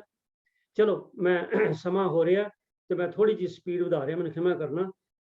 ਸੰਤੋਖ ਬਾਰੇ ਨਾ ਬੜੀਆਂ ਗਲਤ ਧਾਰਨਾਵਾਂ, ਕਈ ਸਮਝਦੇ ਨੇ ਸੰਤੋਖ ਦਾ ਮਤਲਬ ਆਰਾਮ ਨਾਲ ਬਹਿ ਜਾਓ, ਫਰੀਦਾ ਰੁੱਖੀ ਸੁੱਖੀ ਖਾਏ ਕੇ ਠੰਡਾ ਪਾਣੀ ਪੀਓ, ਫਰੀਦਾ ਦੇਖ ਪਰਾਈ ਚੋਪੜੀ ਨਾ ਤਰਸਾਏ ਜੀ। ਉਧਰ ਵੀਰ ਸੋਮਵਾਰ ਹੀ ਨਾ MP ਸਿੰਘ ਜੀ ਨੇ ਇਹਦੇ ਅਰਥ ਕਰਕੇ ਦੱਸੇ ਸੀਗੇ 3 ਸ਼ਲੋਕਾਂ ਦੇ ਇਕੱਠੇ। ਉਹਨਾਂ ਨੇ ਦੱਸਿਆ ਵੀ ਰੁੱਖੀ ਸੁੱਖੀ ਦਾ ਮਤਲਬ ਕੀ ਹੈ। ਰੁੱਖੀ ਸੁੱਖੀ ਦਾ ਮਤਲਬ ਇਹ ਨਹੀਂ ਹੈ ਕਿ ਯਤੀਮਾਂ ਵਰਗਾ ਜੀਵਨ ਕੱਟੋ, ਨਹੀਂ। ਗੱਲ ਤੇ ਇਹ ਮੈਂ ਸ਼ਾਰਟ ਕਰਦਾ ਕਿ ਦੂਜੀਆਂ ਵੱਲ ਨਾ ਤੱਕੋ, ਹੱਕ ਪਰਾਇਆ ਨਾਨਕਾ ਉਸ ਸੂਰਸ ਗਏ। ਆਪਣੀ ਪ੍ਰਲਭ ਤੇ ਵਿਸ਼ਵਾਸ ਰੱਖੋ, ਉਹਦੇ ਤੇ ਖੁਸ਼ ਰਹੋ, ਔਰ ਜੋ ਮਹਾਰਾਜ ਨੇ ਦਿੱਤਾ, ਜੋ ਤੁਸੀਂ ਆਪਣੇ ਦਸਾਂ ਨਾਲ ਕਮਾਈ ਕੀਤੀ ਹੈ, ਉਹਦੇ ਚ ਆਨੰਦ ਲਓ। ਦੂਜਾ ਕੀ ਕਰਦਾ ਤੁਹਾਨੂੰ ਉਹਦੇ ਵੱਲ ਦੇਖਣਾ ਨਹੀਂ ਚਾਹੀਦਾ। ਖੈਰ ਸਮਾਂ ਹੋ ਗਿਆ ਜੀ। ਅਖੀਰਲੀ ਜਿਹੜੀ ਸਲਾਈਡ ਹੈ ਮੈਂ ਇਹ ਵੀ ਤੁਹਾਡੇ ਨਾਲ ਡਿਸਕਸ ਕਰ ਲੈਣਾ, 1-2 ਮਿੰਟ ਉੱਪਰ ਲੱਗ ਜਾਣਗੇ, ਮੈਨੂੰ ਖਿਮਾ ਕਰ ਦੇਣਾ ਜੀ। ਸੰਤੋਖ ਦੀ ਗੱਲ ਤੇ ਆਪਾਂ ਕੀਤੀ ਹੈ, ਹੁਣ ਅਸੰਤੋਖੀ ਜਿਹੜੇ ਬੇਸਬਰੇ ਨੇ ਉਹਨਾਂ ਦੀ ਗੱਲ ਕਰ ਲਓ।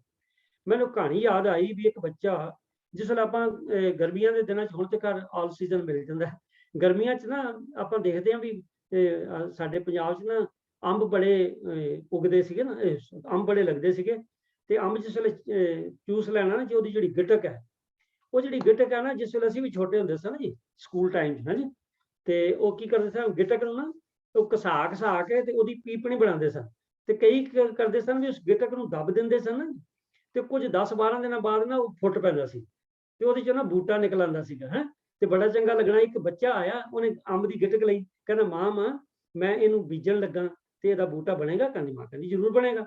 ਉਹਨੇ ਕੀਤਾ, ਜ਼ਮੀਨ ਪੁੱਟੀ, ਵਿੱਚ ਗਿਟਕ ਪਾਈ, ਪਾਣੀ ਦਿੱਤਾ, ਥਾਪਿਆ, ਆ ਗਿਆ। ਸਾਰਾ ਦਿਨ ਸੋਚਦਾ ਰਿਹਾ, ਆਹਾ ਹੁਣ ਬੂਟਾ ਉੱਗੇਗਾ। ਸੁੱਤਾ, ਸਵੇਰੇ ਉੱਠਿਆ, ਅੱਖਾਂ ਮਲਦਾ ਨਾ ਦੌੜ ਕੇ ਗਿਆ, ਉਹ ਬੂਟਾ ਤੇ ਉੱਗਿਆ ਨਹੀਂ। ਉਹਨੇ ਨਾ ਉੱਥੇ ਜਿਹੜੀ ਜਗ੍ਹਾ ਦੱਬੀ ਸੀ ਪੁੱਟ ਕੇ ਦੇਖਿਆ, ਗਿਟਕ ਮਾਂ ਕੋਲ ਹੈ, ਮਾਂ ਇਹ ਤੇ ਉੱਗਿਆ ਹੀ ਨਹੀਂ। ਮਾਂ ਕਹਿੰਦੀ ਬੱਚਾ ਸਬਰ ਕਰ, ਇਹਨੂੰ ਟਾਈਮ ਲੱਗਦਾ, ਜਾ ਮੁੜ ਕੇ ਦੱਬਿਆ। ਉਹ ਮੁੜ ਕੇ ਦੱਬਿਆ ਆਇਆ, ਸਾਰਾ ਦਿਨ ਵਿਚਾਰੇ ਦਾ ਮਸਾ ਨਿਕਲਿਆ, ਰਾਤ ਸੁੱਤਾ, ਸਵੇਰੇ ਉੱਠਿਆ, ਫਿਰ ਭੱਜਿਆ ਹੀ ਗਿਆ, ਫਿਰ ਜਾ ਕੇ ਦੇਖੋ ਓਹੋ ਬੂਟਾ ਤੇ ਉੱਗਿਆ ਹੀ ਨਹੀਂ, ਫਿਰ ਪੁੱਟ ਕੇ ਲਾਇਆ। ਮੈਂ ਕਹਿੰਦੀ ਪੁੱਤਰ ਸਬਰ ਕਰ। ਸੋ ਮਤਲਬ ਇਹ ਹੈ ਕਿ ਬੀਜ ਉੱਗਣ ਨੂੰ ਸਮਾਂ ਲੱਗਦਾ ਹੈ, ਫਲ ਲੱਗਣ ਨੂੰ ਸਮਾਂ ਲੱਗਦਾ ਹੈ। ਅਸੀਂ ਕਹਿੰਦੇ ਨਹੀਂ ਜੀ ਅਸੀਂ ਤੇ ਹੁਣ ਆਖਿਆ ਤੇ ਹੁਣੇ ਪੂਰਾ ਹੋ ਜਾਏ, ਨਹੀਂ।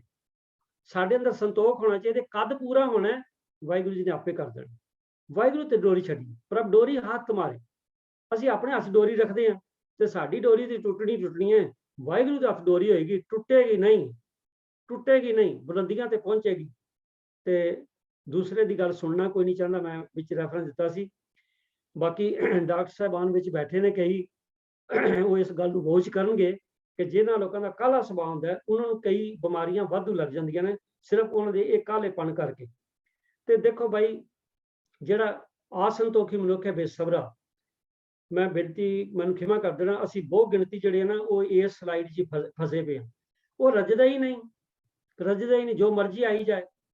ਕਿਉਂ? ਉਹਦਾ ਕਾਰਨ ਇਹ ਹੈ ਕਿ ਉਹਨਾਂ ਦੀ ਬਾਲਟੀ ਥੱਲੇ ਸੰਤੋਖ ਦਾ ਤਲਾ ਨਹੀਂ ਲੱਗਾ। ਜੇ ਬਾਲਟੀ ਦਾ ਤਲਾ ਨਾ ਹੋਵੇ ਤੇ ਖੂਹ ਵਿੱਚ ਨੂੰ ਪਾਣੀ ਭਰੋ, ਜਿੰਨੀ ਵਾਰ ਮਰਜ਼ੀ ਡੁਬੋ ਕੇ ਕੱਢੀ ਜਾਓ, ਉੱਥੇ ਭਰਨੀ ਨਹੀਂ, ਕਿਉਂਕਿ ਸੰਤੋਖ ਦਾ ਤਲਾ ਨਹੀਂ। ਜਿੰਨਾ ਚਿਰ ਸੰਤੋਖ ਨਹੀਂਗਾ, ਆਪਾਂ ਪਹਿਲੇ ਵੀ ਤੁਕ ਪੜੀਏ ਕਿ ਬਿਨਾਂ ਸੰਤੋਖ ਨਹੀਂ ਕੋ ਰਾਜੇ, ਸੁਪਰ ਮਨੋਰ ਬਿਰਥੇ ਸਭ ਕਾਜੇ। ਐਂਡ ਤੇ ਹੈ ਇਹ ਜਿਹੜੀਆਂ ਅੱਜ ਨਵੀਆਂ ਸਾਡੀਆਂ ਕਾਢਾਂ ਚੱਲ ਪਈਆਂ, ਸਾਡੇ ਸਮਾਰਟਫੋਨ, ਸਾਡੇ ਲੈਪਟਾਪਸ, ਬੜੀਆਂ ਚੰਗੀਆਂ ਗੱਲ, ਇਹਨਾਂ ਨੇ ਬੜਾ ਕੁਝ ਸਾਨੂੰ ਸਿਖਾਇਆ, ਪਰ ਇਹਨਾਂ ਨੇ ਸਾਨੂੰ ਬੜਾ ਬੇਸਬਰਾ ਵੀ ਬਣਾ ਦਿੱਤਾ। ਅਸੀਂ ਹੁਣ ਦੇਖੋ, ਅੱਗੇ ਮੈਨੂੰ ਯਾਦ ਹੈ ਬਈ ਕੁੜੀ ਵਿਆਹੀ ਜਾਂਦੀ ਸੀ ਨਾ ਜੀ, ਤੇ ਉਹਨੂੰ ਸਾਲ 6 ਮਹੀਨੇ ਬਾਅਦ ਕੋਈ ਚਿੱਠੀ ਪਹੁੰਚਦੀ ਸੀ, ਤੇ ਕਹਿੰਦੀ ਆਹਾ ਮੇਰੇ ਪੇਕਿਆਂ ਤੋਂ ਚਿੱਠੀ ਆਈ, ਬੜੇ ਖੁਸ਼ ਹੋ ਜਾਣਾ।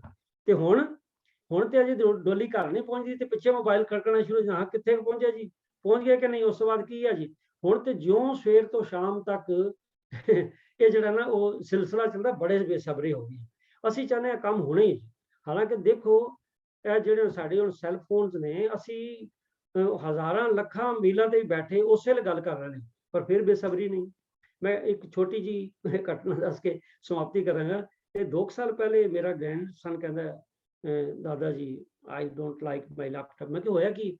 ਉਹ ਇਟਸ ਵੈਰੀ ਸਲੋ। ਮੈਂ ਕਿਹਾ ਯਾਰ ਕੀ, ਤੂੰ ਮੈਨੂੰ ਦੇ, ਤੂੰ ਨਵਾਂ ਲੈ ਲੈ। ਉਹਨੇ ਦਿੱਤਾ, ਇਹ ਉਹੋ ਹੀ ਲੈਪਟਾਪ ਹੈ, 2 ਸਾਲ ਹੋ ਗਏ ਜੇ ਤੇ ਮੈਂ ਹੁਣ ਤੁਹਾਡੇ ਨਾਲ ਗੱਲ ਕਰ ਰਿਹਾ, ਬੜਾ ਸੋਹਣਾ ਚੱਲਦਾ। ਪਰ ਬੱਚੇ ਚਾਹੁੰਦੇ ਨਹੀਂ, ਅਸੀਂ ਇਸ਼ਾਰਾ ਕੀਤਾ ਨਹੀਂ ਤੇ ਲੈਪਟਾਪ ਦੌੜਿਆ ਨਹੀਂ, ਮਤਲਬ ਉਹ 1 ਸੈਕਿੰਡ ਵੀ ਨਹੀਂ ਉਹਦਾ ਕਾਰਨ ਹੈ ਕਿ ਵੱਡੀਆਂ ਵੱਡੀਆਂ ਕਾਢਾਂ ਨੇ ਸਾਨੂੰ ਬੇਸਬਰਾ ਬਣਾ ਦਿੱਤਾ। ਬਸ ਮੈਂ ਬਹੁਤਾ ਨਹੀਂ ਕਹਿੰਦਾ ਕਿਉਂਕਿ ਸਮਾਂ ਹੋ ਗਿਆ। ਵਿਚਾਰ ਕਰਦਿਆਂ ਹੋਈਆਂ ਅਨੇਕ ਪ੍ਰਕਾਰ ਦੀਆਂ ਭੁੱਲਾਂ ਲਈ ਆਪਸ ਵਿੱਚ ਖਿਮਾ ਮੰਗਦਾ ਜੀ। ਵਾਹਿਗੁਰੂ ਜੀ ਕਾ ਖਾਲਸਾ, ਵਾਹਿਗੁਰੂ ਜੀ ਕੀ ਫਤਿਹ।